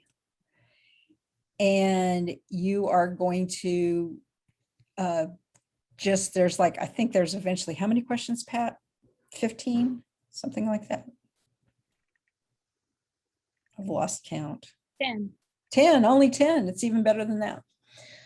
So by Friday morning, we would like for you to have all 10 of those questions done. Now, the purpose of this is we do not expect you guys to read the entire book, although we think that this week, but we think that once you get started, you're going to be really interested in it and it's going to be a really good resource for you. So we're going to point you to certain things in the scavenger hunt just to pique your interest in each of the chapters so that you can read the information around it. And I know some people like to read, straight from beginning to end. Some people like to cherry pick in a book. This is your book. You can do whatever you want to with it, but we will be referring to concepts from it throughout the rest of the week.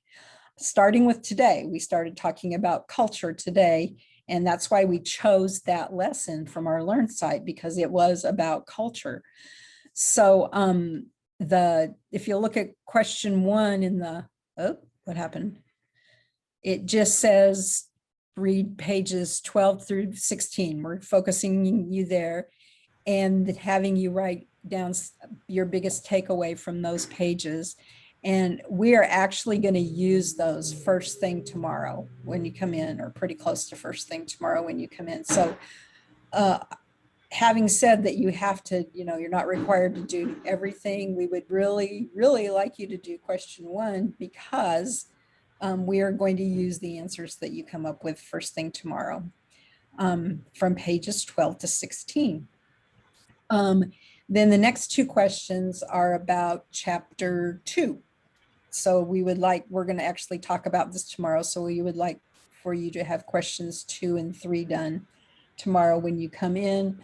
And then for questions 4 through 10, you can do them, at your own pace, kind of. We'll suggest each day. So that's the scavenger hunt. If you have not got your book yet, in eCadence, there is a copy of chapter 1, 2, and 3 of the book. So if you don't have that book yet, you have enough to get you all the way through today without even needing the book if you don't have time to pick it up or whatever. And if you end up not picking it up for a day or 2, that's going to be okay too, just as long as you get it sometime in the next few days so that you can finish the rest of the scavenger hunt at your leisure. So that is the scavenger hunt. And Pat, if you would go back to the independent work day 1 in the notebook, we'll just go off of that just for a second. So each day in your notebook, you'll see a spot here where it says independent work day 1, day 2, day 3, day 4, day 5.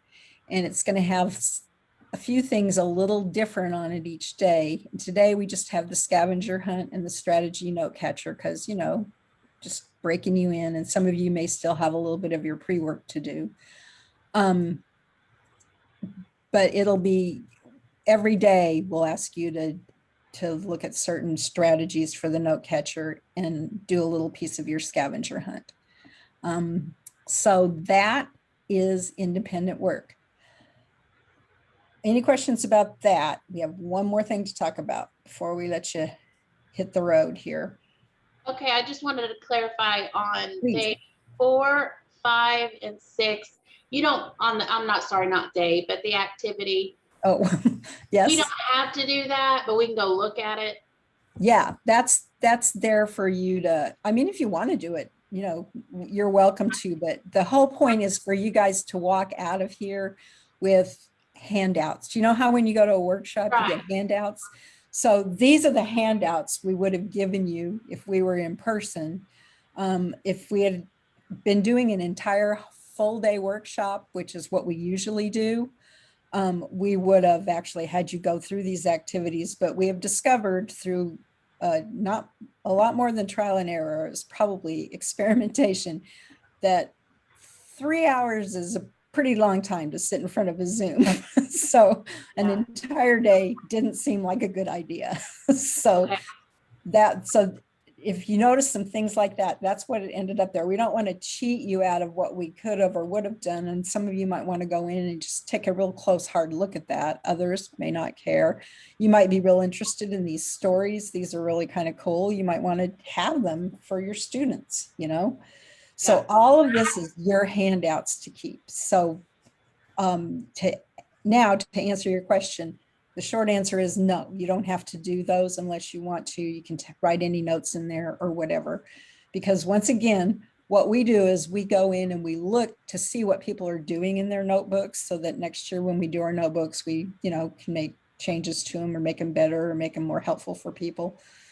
Also, it's good formative assessment for us to see what people are getting out of the project. But no, they're yours to keep. I mean, it's your resource. So the very last thing we're going to have you guys do, and I have this really bad feeling that we didn't do a slide for this. Oh. Did we put a slide with, because I didn't even think about it until just now. Oh, the check rapid feedback. We want you to go into eCadence right now is what I'm asking. Oh, Shana just put the Trek eval in the chat. Okay, well, can we send them to eCadence too to do it? Okay, the eval that she put in there, every day we're going to have you do a daily evaluation. This is our quick evaluation. It's only got 4, maybe 5 questions. I can't remember. And there, it's like click, click, click, and 1 question. And the questions are always pretty much the same. So this is our way of having you evaluate us for the day, tell you what you learned and tell you if there's some things you still need to know, tell us how much you learned. So the first question is always, what did you know about today's topics before you came? And then the second question is always, what do you know now? So basically the question is, on a scale of 1 to, I think it's 7, how much did you learn? Did you start at a 2 and make it to a 5? Did you start at a 1 and make it to a 7? Did you start at a 3 and make it back down to a 2 because we confused you, you know? This is why we have them both there at the same time. So you can kind of say, hey, about these topics. Today, we didn't do a lot of big topics. So, you know, this isn't a really heavy content day. We just are establishing the anchor lessons so we can really get into the heavy stuff tomorrow. So it's going to send you to this page here.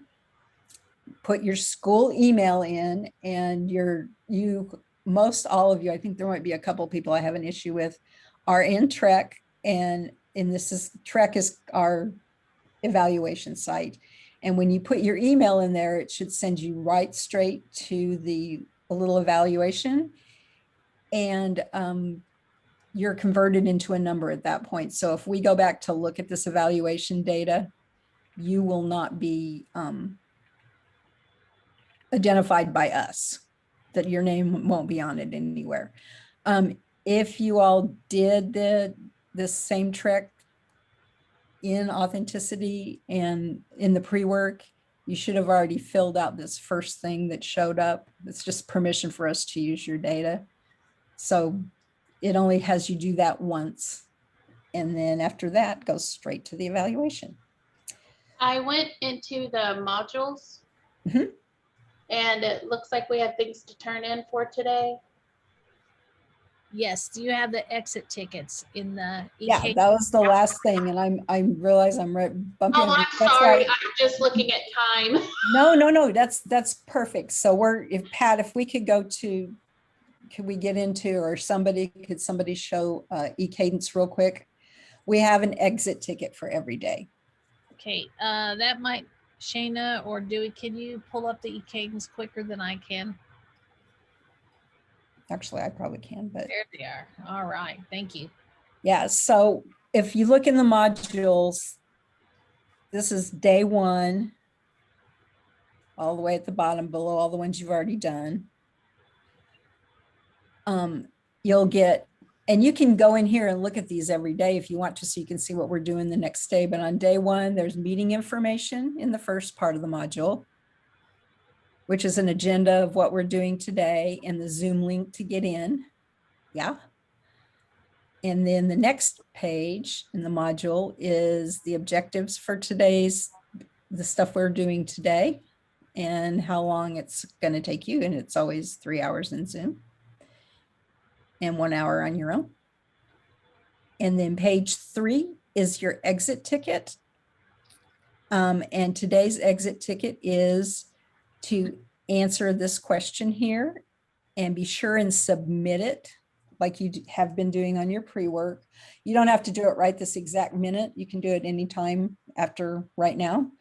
And then the last section is the pre-work. I'm sorry, the independent work. It's the same thing that's in your notebook and on the slides. And finally, that's the link that we just showed, that Shayna just put in the chat. So if you forget to do it, or you leave a little bit early or whatever, these are the things that we need for you to do at the end of each day. Exit ticket, short evaluation. Okay, so I am now 2 minutes over. I'm really sorry. Are there questions? Well, you guys are like all there. We're So gonna what? be online. I mean, we'll be using our emails and online all day today. So if you guys, if anybody has any questions, feel free to contact us and we can get on, we'll send you a Zoom link. You can get back on, we can talk about it. We can help you get into things. Feel free to contact us. And I think that's all for today. So if you all have questions, we're going to hang out here for the next 15 or 20 minutes. And as everybody leaves, just kind of raise your hand and ask your question. And otherwise, y'all are free to go with your independent work assignment. Thanks for attending. We'll see you tomorrow morning. Thank you. Thank you. See you tomorrow. Have a nice evening.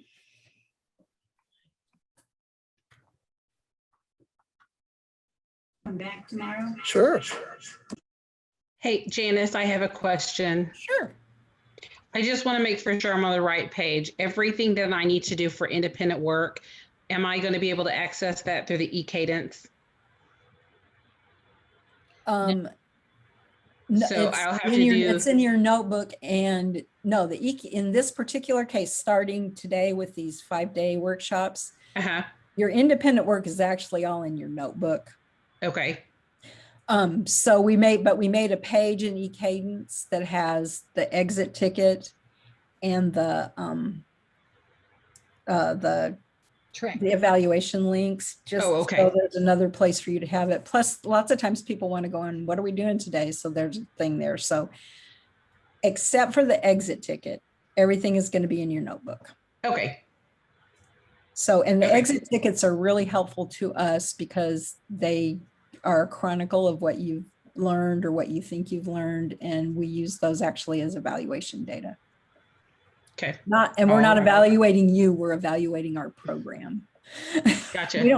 we don't, there's zero evaluation on your part. We just look at it as a big picture and say, oh, all of these people, most of these people said this or this or this, this is what they got. Maybe we should tweak our program next year so that we can get a little more of this or a little less of this. That's what it's for. Okay, I see. Also, I think I have a question for Ashley. Ashley, I have not received that vendor form. So do I need to email you or do I need to email somebody else to get me that vendor form? I've got your name written down right now. So Okay. I'm collecting everybody who's emailed me that they need it. I'm meeting with my coordinator at 1. Okay. We're going to go through and I'm going to have her send those out today. So you should see it this afternoon. It may not come until around 3-ish, but yeah, we're going to send those out today. So thank you, Tammy, for letting me know that. Okay. And Wait, so will it be okay if I just scan it and email it back to you tomorrow? Will I send it to you or to somebody else? It's going to come from her. And so you'll send it back to her. Yep. Okay. Yep. Thank you. Thank you. Question to piggyback off of Tammy. I've already submitted mine, but I wasn't for sure if I had filled all the information out correctly.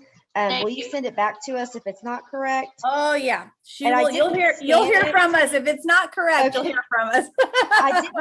I didn't scan mine. I just filled it out and emailed it back. Is that okay? Or does it need to be scanned? She will let us know. She is very good at making sure everything is complete. This is why I like Candy. She is detail oriented. So she will let me know if anything is not correct. So, and I'll let you know. Thank you. Thank you very much. Thank you guys. Thanks, Appreciate it. ladies. Misty, did you have a question? Yes, I am the one having surgery on Friday. Okay, I think I knew that. Yes, you did. We emailed about it. And I'm looking ahead, trying to like spread out my work so that I'm pretty much done by day 4. From what I've heard, getting your tonsils out is really bad. So, is there anything that I need to do for you guys before day 5 to give myself kind of a leg up? Let me look. I'm looking in the notebook. So day 5 is kind of our wrap up day, sort of, where we sort of pull all the threads together. And I'm in my notebook too. So, okay. So as far as actual, it looks like there's nothing on day 5 because there's just 2 activities on day 5. and is that, will there be an hour of work on your own on that day? No, absolutely not. You're done. You walk in, you only have that. Some of those in the actually time that it says in there, we give you 1.5 hours on certain days to make up for that hour you don't get on the 5th day. So you're all good. Okay. And really those hours are less about how long it takes you. It can take you longer or less, but more about the number of hours of credit you're going to get for doing it. I found out my attention span is like a 2nd grader right now. So Yeah, it's very hard to stay focused on my modules, but I did it. So on activity 1 and activity 2, would it be good for day 5 just for me to go ahead and read through that? Yeah, it's probably not going to help you to read through what you see there, though, probably because it's more of an activity. What will be more helpful is for you to each day in eCadence on that day, we're going to put a recording up of that day's session, right? Yeah. And so you can actually go look at that Zoom session. The problem with that, and it won't be a problem for you, is that it takes us 1 to 2 days to get that recording up because the recording is so huge and we have to like download it and then they have to clip it and do all kinds of things to it. And then they upload